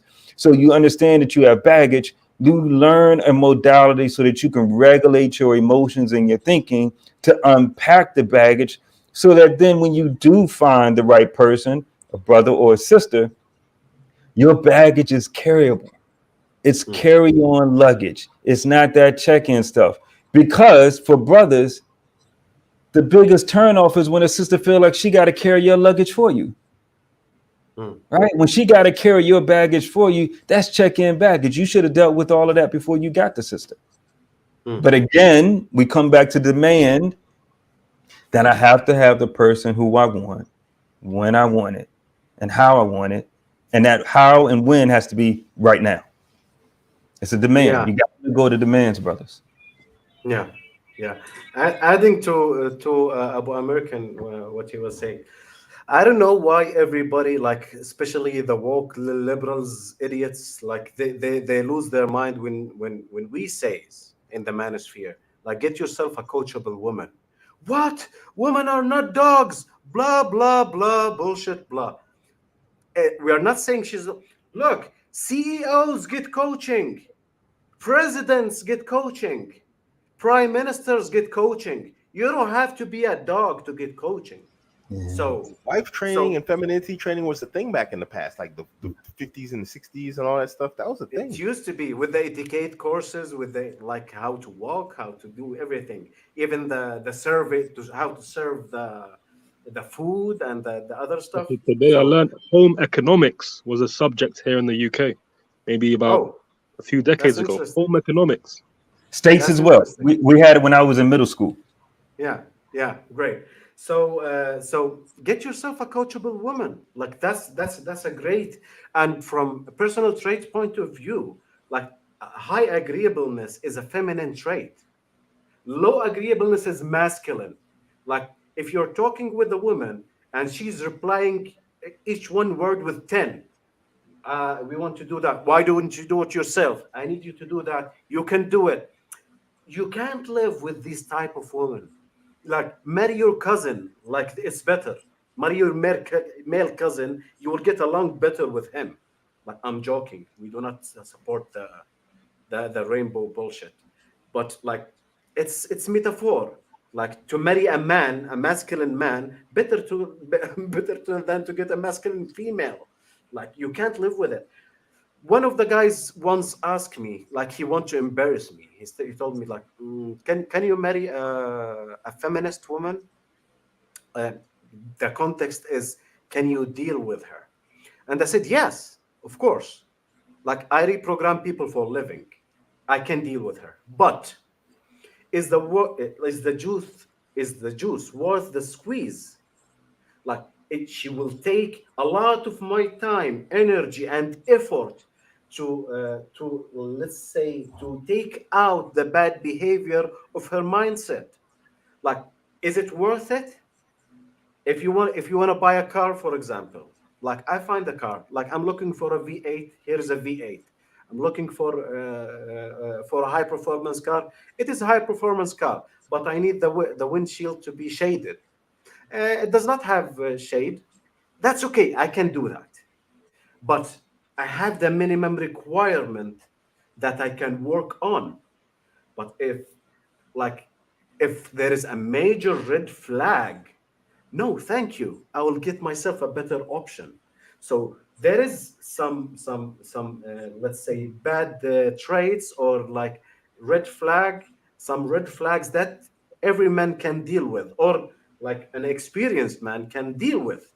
Like he can deal with, as Abu American says, like she need time to adjust to the new situation. Perfect woman does not exist. You manufacture her, because even as an objective perfect woman, she's not perfect for you personally, because you have a lifestyle, you have things that in your personal life she have to adjust to. But she have the good basis. As a matter of fact, I would add to that, a coachable woman, and from a two-parent household with a good masculine figure. That's a great indicator of a long-term marriage and stability.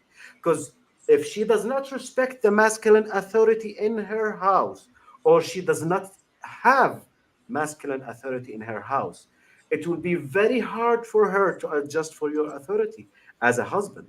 So that's a great indicator too. Go ahead, bro. Can I can I just make a quick point? Mohammed, were you about to go? Okay, a quick point that I think touches on to what both Coach Kareem and Abu American was saying is about this agreeableness. And Abu American, I think the point you were making about being socialized, Muhammad and I did a live, and there was a lot of pushback that I received when we talked about being coachable.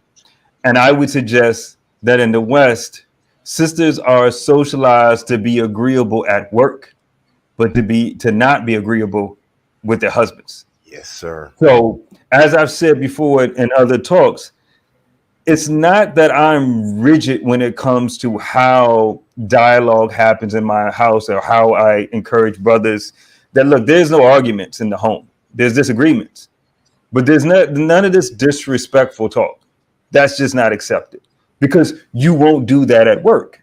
So afford me that same agreeableness or that temperament that you hold for yourself when you're at work. I need you to do that at home, right? But this is the point I wanted to get to, is speaking to what Coach Cream mentioned earlier. I think you said it jokingly about marrying the cousin, but if you know back, traditionally that happened. And this points to the point that I'm making. No, I meant your male cousin.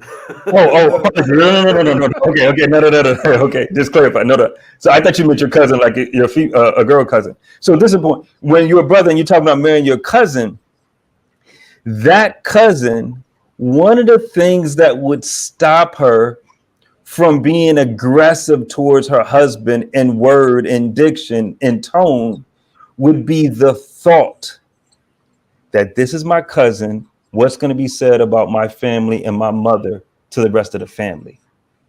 And that thinking would temper what she says to her husband. The point that I'm trying to make is it isn't the event of what the husband did that's the issue. It's that internal dialogue that she had before she responded. And that's the thing that you want to look at in terms of when you're looking for a sister. Does she have that ability to think before she reacts? It doesn't mean you have to marry your cousin, but you want that same attribute, that attribute of emotional regulation. Yeah. And I actually made a video about that. And that's here. I have a video. I say women have a PhD in PMS. And what I was basically saying, I was saying the same thing that you said. It's just like women, they they blame their emotions, their menstrual cycle for the way they act towards their husbands, but they can go to work with that same emotional menstrual cycle, whatever else, and they're perfectly fine. I'm like, by the time you are like 18, you've got a minimum of 4 years of study on how to deal with your menstrual cycle on a monthly basis. You have a PhD, you know what I mean? You have a degree in your PMS cycle, so it's like it's not really an excuse. You have, you know. So I like how you said that right there. Yeah, it's the thinking that gets in the way.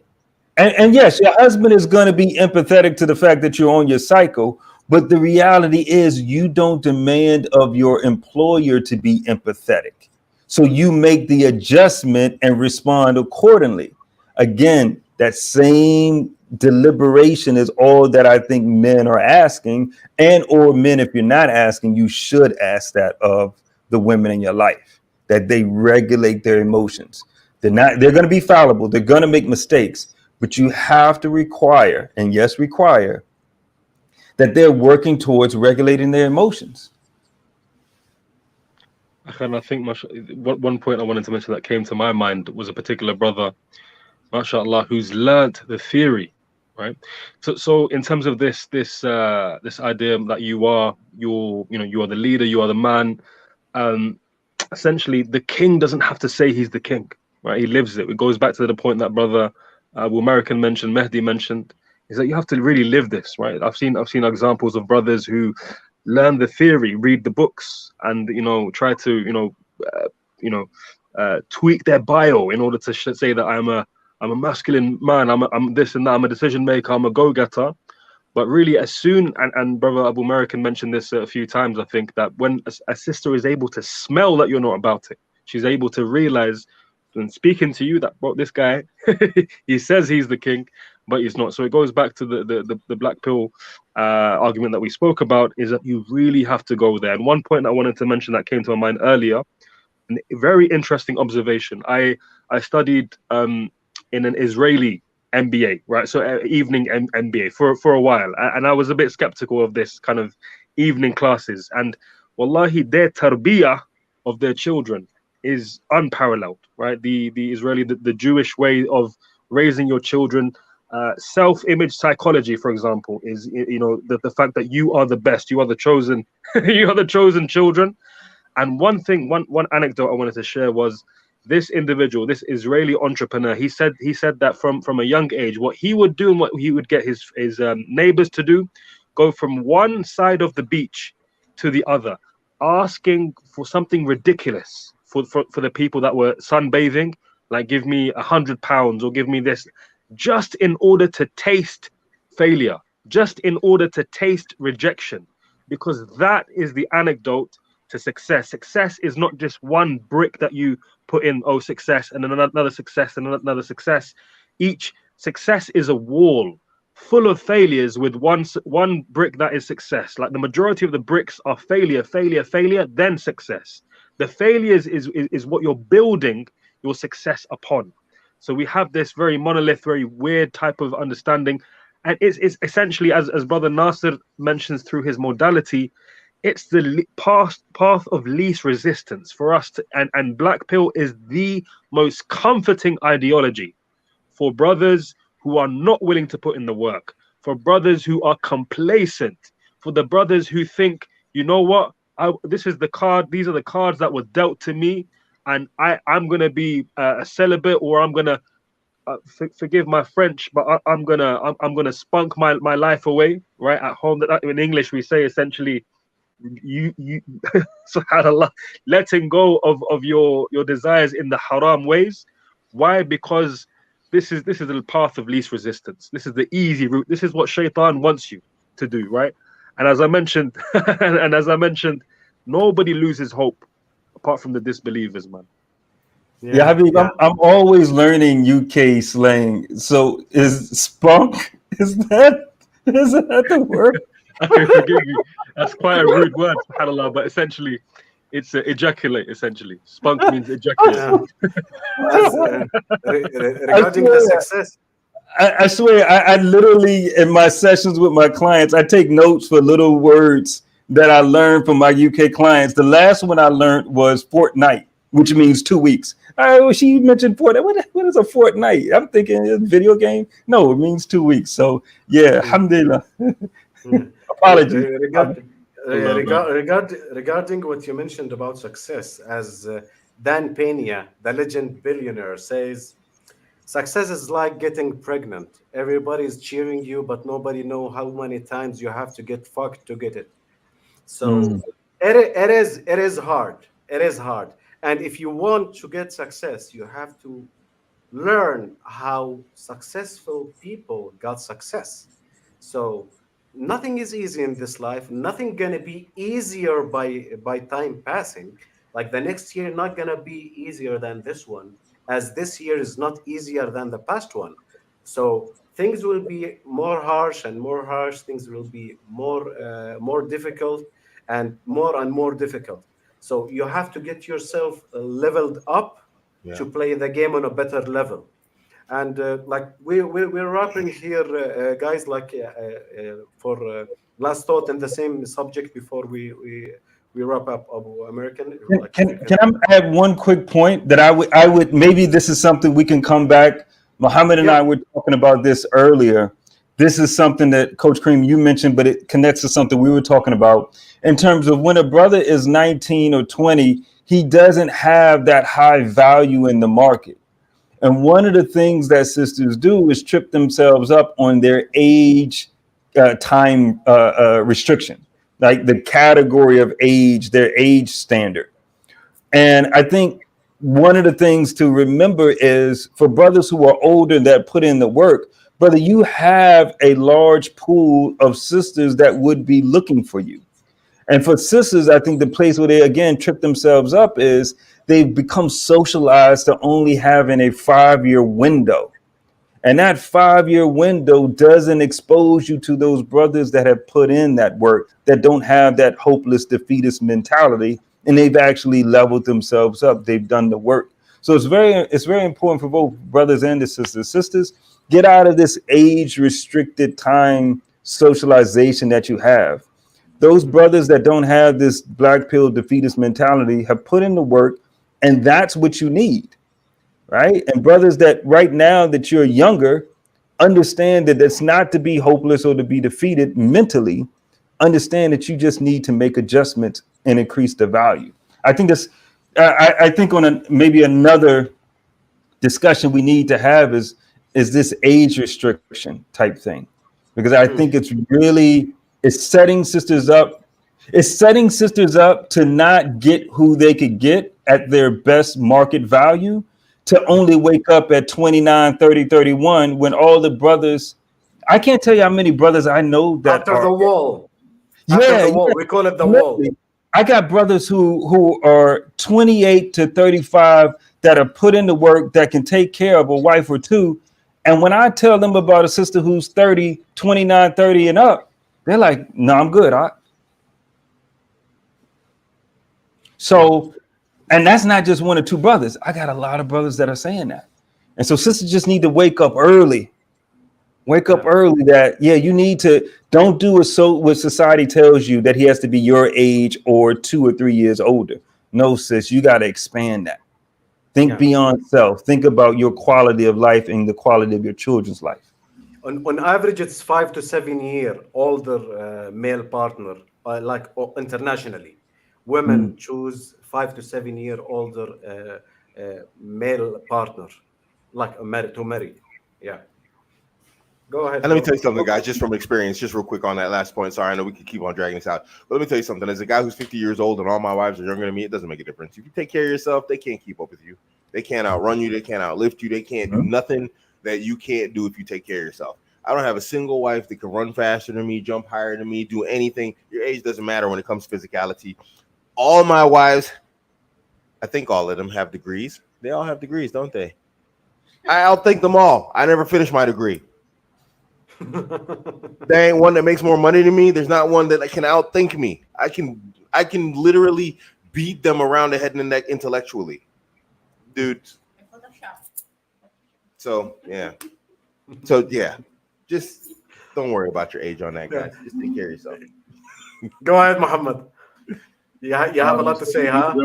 With wrapping up now, inshallah. Is it just last point? Last point is, Coach Kareem, are we wrapping up now with last points? Yeah, last points, and then like we will tell you will tell where people can find you, because Inshallah. people are So asking, we can find. Yeah. this is a multifaceted issue. Alhamdulillah, we looked into a few of the points here. There's a few other things as well. We talked about mahar. We've spoken about facial structure. And essentially losing hope in Allah Subhanahu wa Taala. This is an absolute disaster for brothers, and realizing, particularly for men, you mature like fine wine, my brother. Right? You don't have to look beyond what the ulama have mentioned. What some of the even the Greeks, the great thinkers of the past, they believed that an 18-year-old woman, her match in terms of age was a man up 45 or thereabouts, right? Essentially, in terms of the peaks we're talking about, and just look at sexual market value, you would notice in such a contrasting difference between men and women. لَيْسَ ذَكَرَ كَالْأُنْثَى. The man is not like the woman, and please get this out of your mind. And realize that, dear brother, you've got a journey to go on, right? And also, one thing I wanted to mention as a potential quick fix to your solution, right? Dear brothers who are feeling like they have hit a wall somehow, that it's the same type of women coming again and again. Leverage what you have. Do an audit of yourself. What do you have? You've got a German passport. You've got whatever you have, and look abroad. In Ardullah al-Wasi'ah, the earth of Allah Subhanahu wa Taala is expansive, right? Why are you limiting yourself to a pool of candidates who are most likely tainted with certain ideologies that you are not a fan of, and Muslims are not a fan of? To look abroad, right? Look abroad, inshallah. That's one thing I wanted to mention, inshallah, and connect with me on finding Muhammad. Wallahi, we're here, the brothers. Nasir, brother Craig, Abu American, yourself, Coach Kareem, Mahdi. Wallahi, the intention is here to help you. We're here to help you. We're all ears, inshallah. Drop us a DM, inshallah. Jump on lives. Let us know how things are, inshallah. And we're here to help you in Allah Ta'ala.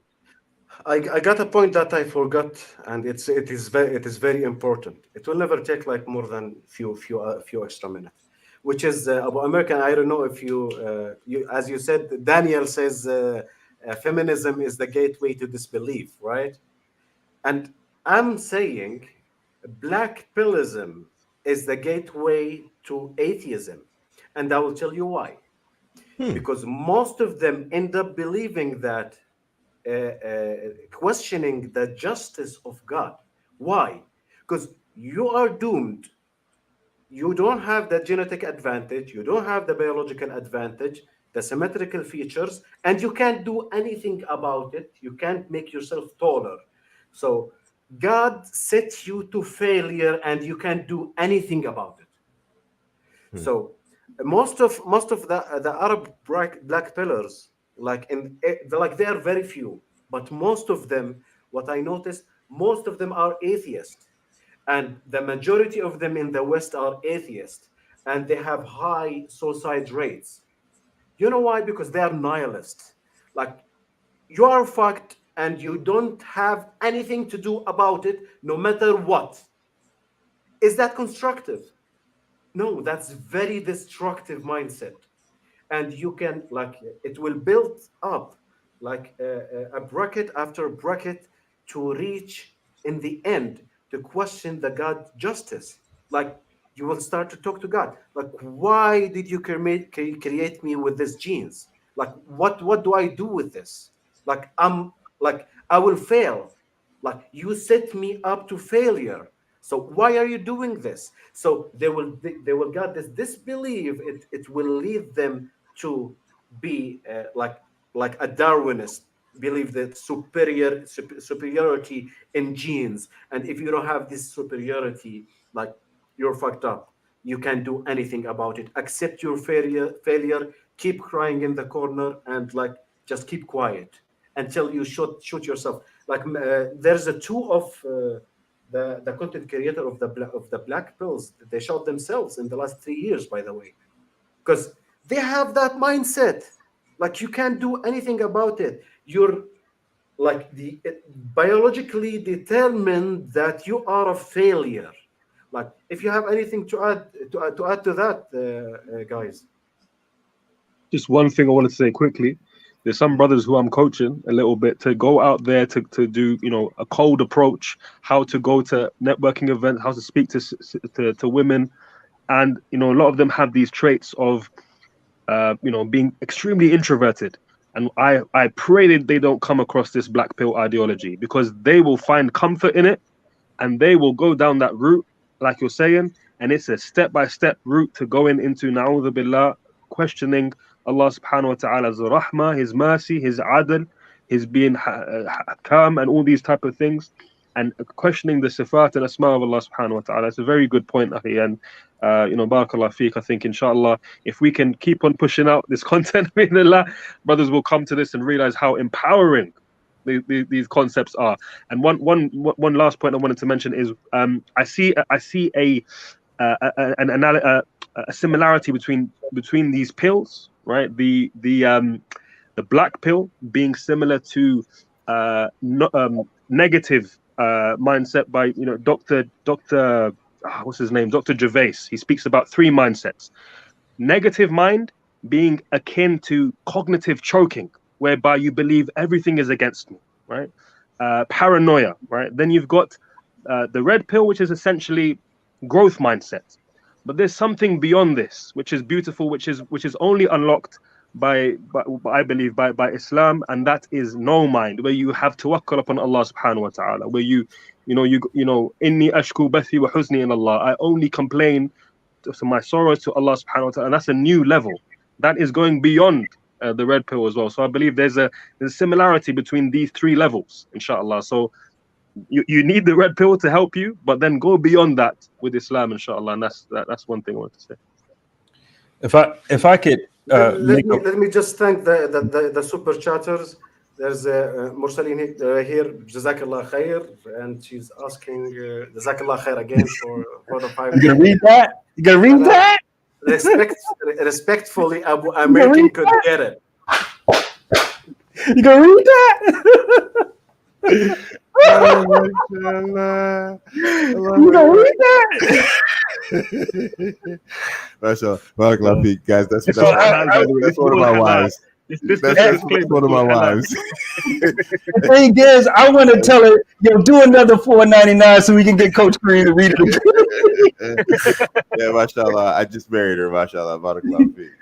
Mashallah, mashallah. Barakallah lakum, barak alaykum, jama'a bainakum bil wad. So can I just make one point to that? And Mabruk Habib on the marriage. I lost my train of thought. What was I gonna say? Muhammad, you're the young one. What were you just saying? Oh man, I was just talking about this. Allahu Akbar. May Allah subhanahu wa ta'ala bless you, man. The new couple, about the negative mindset, growth mindset, and then going beyond that to no mind, to this kind of flow state, which is, I got it. I have to stop you before I forget it again. So 2 things, and I'll be very quick. One, for anybody who wants to look this up, look up shame attacking exercises. Right? Shame attacking exercises. And so, I'm going to say CBT, but particularly what it is called REBT, Robert Earn Behavior and then Therapy. So REBT. So you know what I'm saying. What it is you go out and you do things that typically might cause or may cause you to have shame. But you do it over and over again to get rid of the thinking that produces the shame and the thinking that produces the anxiety and fear. Hence what Muhammad was saying about, look, just going out and just talking to sisters. She says no. But the more you do it, you get over that fear and that anxiety of approaching. And this is what I was talking about earlier, in which what Ellis did. Ellis said it was one summer. He was always getting rejected. He had a fear of approaching women. And he said, you know what? I'm going to sit on this park bench. He was from, I think, Brooklyn, but he did it in Central Park. He said, I'm going to sit in this park bench for the rest of the summer, and I'm going to at least approach 100 women. I don't know if it was a day or if it was throughout the summer.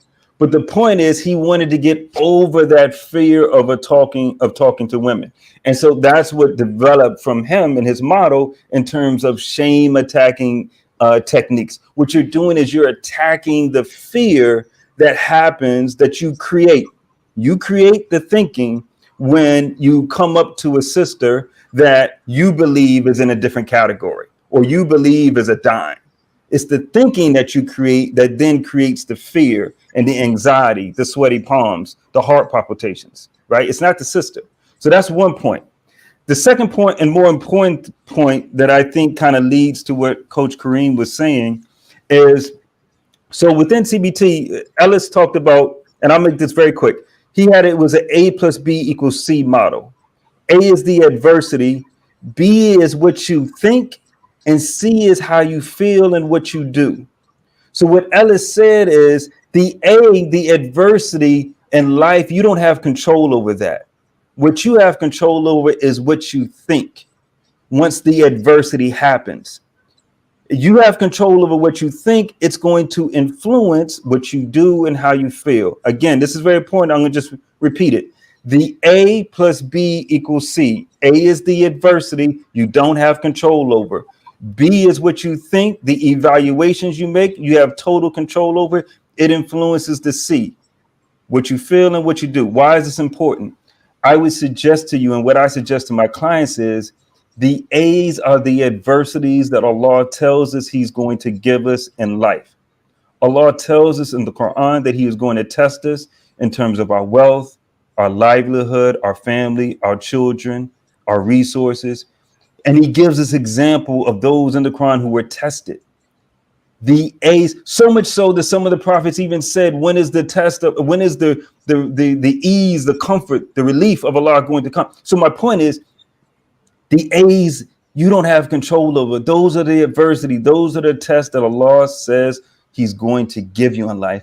And it may just be in the category of you finding that wife that you want, finding that husband that you want. That just may be your test. You don't have control over that. But what you do have control over is the meanings you make, the evaluations you make once the adversity happens. You can only control this, so focus on this, i.e. focus on your thinking, the evaluation, the meaning you make, because that's going to influence the C. A plus B equals C. Can't control A, you only control B. You control B, you influence C, how you feel and what you do. And then that speaks to what Mahdi was talking about earlier with Andrew Tate, and he said the look in the eye, right? That comes from you've in control of the B. And so then that influences the C, how you feel and what you do, and your demeanor, your frame. So it's important to understand a modality. Again, this is why I strongly suggest brothers to learn a modality. Because if you get in control of your thinking, you get in control of how you feel and what you do. Barakallah fik, Akhi Nasser. Okay, last announcement, guys, and then our brothers here will tell you where to find them. I'm gonna start an English-speaking show on my channel that's gonna be weekly every Sunday, and it's gonna be a breakdown series because I have a breakdown in Arabic. That's my weekly show every Monday. I got over than 40 episodes right now. I'm gonna start the English version of it. An English version of it, responding and breaking down from sociological, psychological point of view, behavioral point of view, responding to like some videos and events that got trending. And I tune up for that. I wanna thank Al Saber for the 10 euro super chat. Jazakumullahu khair, brothers. These issues are not addressed here in France to our brothers and sisters. Very beneficial knowledge, alhamdulillah. Barakallah fik, jazakallah khair, akhi. Okay, brother Nasser and brother Muhammad, it's been like an amazing podcast to have you all with us, guys. So starting from brother Nasser here. Where people can find you, because one of the chats guys was asking how can we contact him. Yeah, Habib, I can't go before Muhammad. His name is Muhammad. I've already said my piece. Jazakallah khair. It's finding Muhammad. You can give me a shout on there. Bidnillah ta'ala. We're here. We want to listen to the brothers, man. We're here to try to find practical solutions. As you know, brother, mashallah, Abu American, co-wife.com. It's a tangible solution to the issue that brothers are facing. Brother Nasser, tangible issue to, for sisters to understand the modality, understand how to communicate with a man, how to come to that level of being able to instantiate, right, what's in your mind over here, to be able to understand the market, understand your value, understand not subhanAllah, the worth versus value, being able to be content with Allah subhanahu wa ta'ala. This is Brother Nasser, mashallah. Shout out to the brother. And obviously Brother Mahdi as well. Another tangible solution. No strings nikah. This is subhanAllah such a in demand concept, subhanAllah. Look into that. And for me, I'm here as well. I'm somebody that is inshallah developing something in the background to help brothers and sisters inshallah in this field.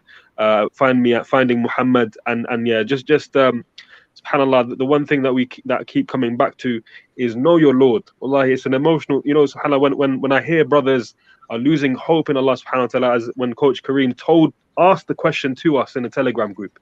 I went out there and like the only thing that brings subhanAllah me to tears, there's hardly anything, but it's this. It's our Rabb, His mercy. Wallahi, man. If you listen to what the ulama mentioned, what they all mentioned, subhanAllah, 1 second, is the mercy of Allah subhanahu wa ta'ala, al-wasi'. So turn back to Allah subhanahu wa ta'ala, the most merciful. Jazakumullah khairan. See, and that's the problem with letting Muhammad go first. It's hard to follow. So with that, he said everything that I need to say and more. So you can find me on Instagram at Nasir Alameen, just my first and last name, as well as online, my site, nasiralameen.com. That's how you can find me. Shoot me a message. We connect. And again, my focus is on helping you to understand and regulate your emotions. Yeah. Abu American, what is the last updates on cowife.com? Come on. Co-wife.com is still up and running. We still consider ourselves in the beta. We're doing updates, but we are up and running. We're live. I met my wife who left the super chat on cowife.com. It works. You can meet a sister there and you can get married. I am the living proof. So, yeah, it's there. Go on, sign up, and hey, let us know if you find something wrong, Message the chat, the IT team is there constantly 24/7. Well, not 24/7, but and we're working on the bugs. Let us know. We're there to try and help you guys out, help us out, help us make something successful. We're trying to help you guys get relationships that turn out successful, inshallah. Inshallah. بارك الله فيكم جميعا. أشكركم للمتابعة. Thank you very much for staying with us.